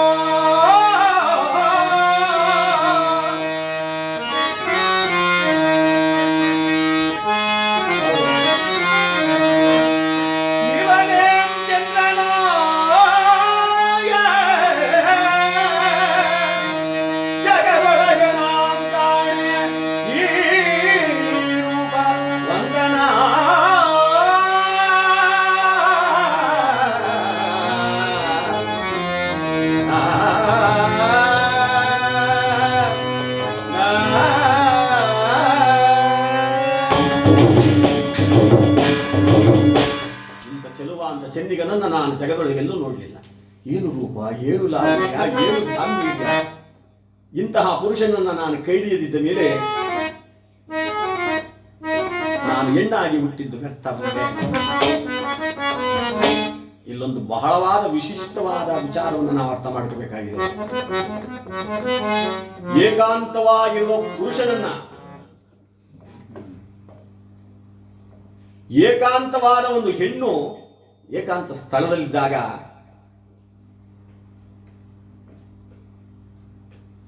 ಅಲ್ಲಿ ಹೋಗಿದ್ನ, ಅದು ಹೋಗಿದ್ ಸರಿನಾ, ಇಲ್ಲಿ ನಾವು ವಿಮರ್ಶೆ ಮಾಡಬೇಕು. ವಿಮರ್ಶೆ ಮಾಡಲೇಬೇಕು. ಕೈಯಲ್ಲಿ ತಟ್ಟೆ ಇಟ್ಕೊಂಡಿದ್ದಾಳೆ, ಅಲಂಕಾರ ಭೂಷಿತಳಾಗಿದ್ದಾಳೆ. ಮಧುವಣಗಿತ್ತಿಯ ತೆರದೊಳಗೆ ಆ ಲೋಲಿಕೆ ವಿಕ್ರಮಾರ್ಜ ಮಹಾರಾಜನ ನೋಡಲಿಕ್ಕೆ ಆ ಚಿತ್ರಶಾಲೆ ಹಜಾರ ಒಳಗಡೆ ಬಂದವಳೇ ಹಾಕಿದಳು ಬಾಗಿಲ.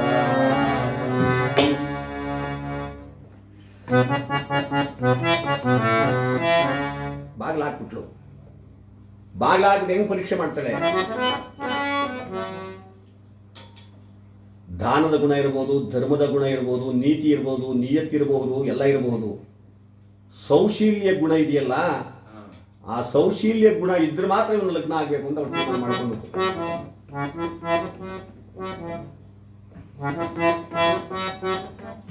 ಹೆಣ್ಣಿನ ವ್ಯಾಮೋಹಕ್ಕೆ ಬಲಿಯಾಗಿ ನನ್ನನ್ನ ನೋಡ್ತಾನ. ಅವನು ಆ ರೀತಿ ನೋಡಿದಾಗ ನಾನು ಇವನಿಗೆ ಬೇಕೇ ಇಲ್ಲ. ಸೌಶೀಲ್ಯ ಗುಣ ಅವನಿದ್ರೆ ನಾನು ಪರೀಕ್ಷೆ ಮಾಡ್ತೀನಿ ಅಂತ ಹೇಳಿ ಬಾಗಿಲನ್ನು ಹಾಕಿ ಅವನ ಬಳಿಗೆ ಬರ್ತಾಳೆ. ನೋಡಿ, ಕೈಯಲ್ಲಿದ್ದ ಹೂವನ್ನು ತೆಗೀರಿ, ಅಷ್ಟೇ, ಎತ್ತರವಾಗಲಿಲ್ಲ. ಗಂಧವ ಚೆಲ್ಲಿದಳು. ಭಗವಂತನ ಮಾಯೆ ಅವನಿಗೆ ಗಾಢ ಅಂತ ಕಾರ ಎದ್ದೊಳ್ದಲ್ಲಿ ಗೊತ್ತವನು. ಪನ್ನೀರ ಎರಗಿದಳು. ಎತ್ತರವಾಗಿಲ್ಲ. ಪರಸ್ಪರ ನಿದ್ರೆ ಬರಲ್ಲ ಅಂತೇಳಿ ಉತ್ತಮ ಈ ರೀತಿಯಾಗಿ ನಿದ್ರೆ ಮಾಡ್ತಾ ಇರಬೇಕಾದ್ರೆ ಉತ್ತಮನೋ ಹದಮನೋ ಹೇಗೆ ಅರ್ಥ ಮಾಡ್ಕೊಳ್ಳೋದು ಇರಲಿ. ನಾನು ಕಲಿತಿರುವ ಸಂಗೀತವನ್ನು ಆಡ್ಬಿಟ್ರೆ ಇವರು ತನ್ನಷ್ಟಕ್ಕೆ ತಾನೇ ಕಂಡುಬಿಟ್ಬಿಡ್ತಾರೆ. ಸಂಗೀತಾಭ್ಯಾಸ ಮಾಡಿದ್ರು, ತಟ್ಟನೆ ತಟ್ಟೆಯನ್ನು ಪಕ್ಕಕ್ಕೆ ಇಟ್ಬಿಟ್ರು. ಆ ವೀಣೆಯನ್ನು ತಗೊಂಡು ಆ ವೀಣೆಯನ್ನು ನುಡಿಸ್ಕೊಂಡು ಕಾಲಿಗೆ ಗೆಜ್ಜೆಯನ್ನು ಕಟ್ಟಿಕೊಂಡು ತಾಳವನ್ನು ಹಾಕುತ್ತಾ ಆ ಸಂಗೀತ ಹಾಡುತ್ತಾ ಮಾಡೋದು. ಗಾನಕ್ಕೆ ಒಲಿಯದ ಮನಸ್ಸಿಲ್ಲ, ನಾದಕ್ಕೆ ಒಲಿಯದ ಶಿವನಿಲ್ಲ. ಗಾನವನ್ನು ಹಾಡ್ಬಿಟ್ರೆ ಎಂಥವ್ರ ಮನಸ್ಸು ಕೂಡ ಕರಗುತ್ತೆ, ಎಂಥವ್ರು ಕೂಡ ಒಪ್ಕೋತಾರೆ. ಮೇಷ್ಟ್ರೆ ಚೆನ್ನಾಗಿ ಹಾಡಿದ್ರಿ ಸರ್, ಆ ಮನಸ್ಸಿಗೆ ಮುದ ಕೊಡುತ್ತದೆ. ತೋಡಿ ಬಾರಿಸಿ ಮೇಷ್ಟ್ರೆ ಒಂದು ಕಲ್ಯಾಣಿ ಬಾರಿಸೋದು ನಾನು ಮಾಡೋದು, ಅದು ರಾಗ ಆಗಲ್ಲ, ಅದೊಂಥರ ರೋಗ ಆಗುತ್ತದೆ. ರಾಗನೇ ಆಗಬೇಕು. ಆ ರೀತಿಯಾಗಿ ಆ ತಾಳವನ್ನು ಹಿಡ್ಕೊಂಡು ಆ ವೀಣೆಯನ್ನು ನುಡಿಸ್ಕೊಂಡು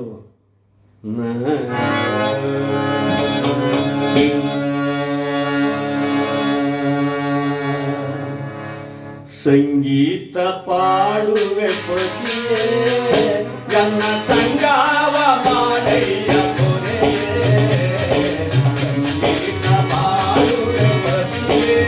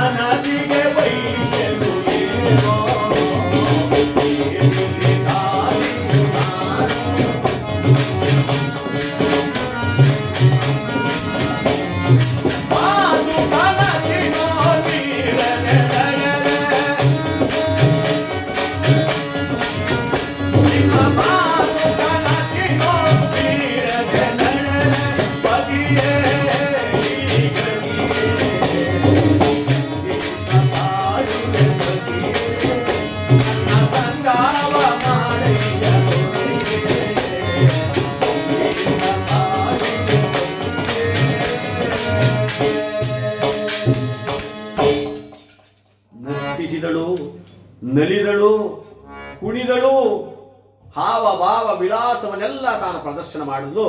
ವಿಕ್ರಮರಾಜನಿಗೆ ಎಚ್ಚರವಾಗಲೇ ಇಲ್ಲ. ಛೇ, ಯಾರಿಗೆ ಈ ಅಲಂಕಾರ, ಈ ವಯ್ಯಾರ, ಈ ಒನಪು, ಈ ಒಡವೆ, ಇದೆಲ್ಲ ಯಾರಿಗೋಸ್ಕರ? ಇವರಿಗೋಸ್ಕರ ನಾನು ಅಲಂಕಾರ ಮಾಡಿಕೊಂಡೆ, ಇವರಿಗೆ ನಾನು ಬೇಡ ಅಂದಮೇಲೆ ಇದೆಲ್ಲ ಇನ್ನೇ ಅದಕ್ಕೆ ಬೇಕು ಅಂತ ಹೇಳಿ ತೊಟ್ಟಿದ್ದ ಎಲ್ಲ ಒಡವೆ ಒಂದನ್ನ ಕಿತ್ತು ಕಿತ್ತು ಕಿತ್ತು ಸಾಕು.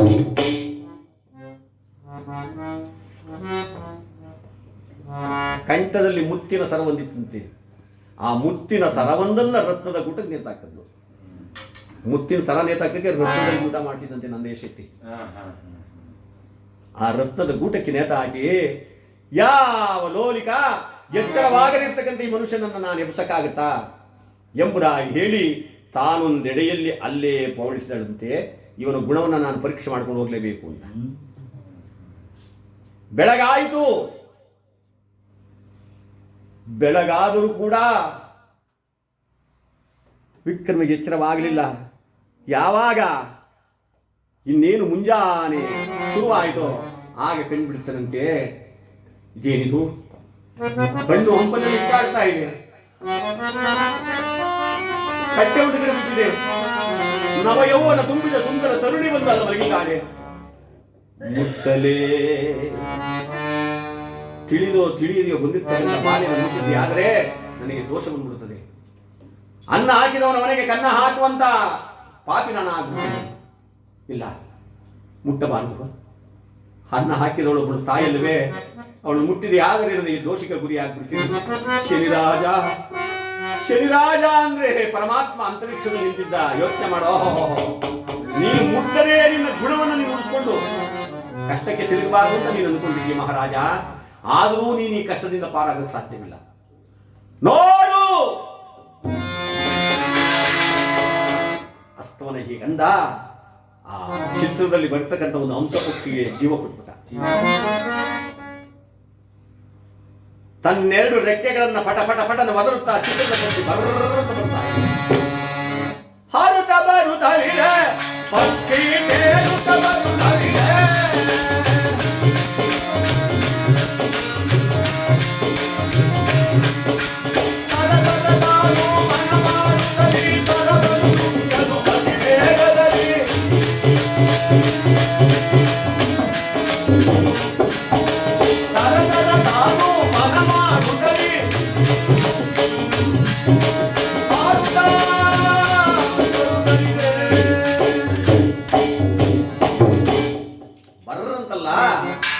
ವಿಕ್ರಮ ನೋಡಿದೈತಿ, ಏನಿದು?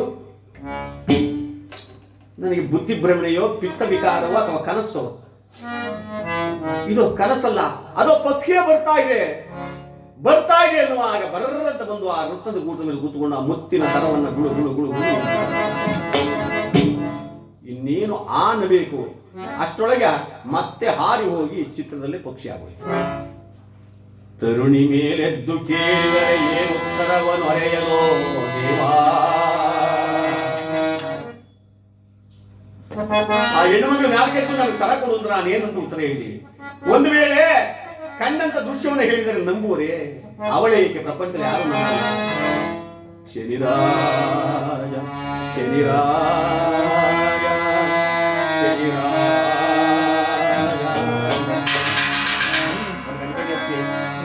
ಗಂಟೆ ಹಚ್ಬಿಟ್ಟು ಪೂಜೆ ಮಾಡಿ ಒಂದ್ಸಲಿ ಒಂದ್ಸಲ ಪೂಜೆ ಮಾಡಿ. ಪೂಜೆ ಮಾಡಕ್ಕ ಮಗದ ನಾವು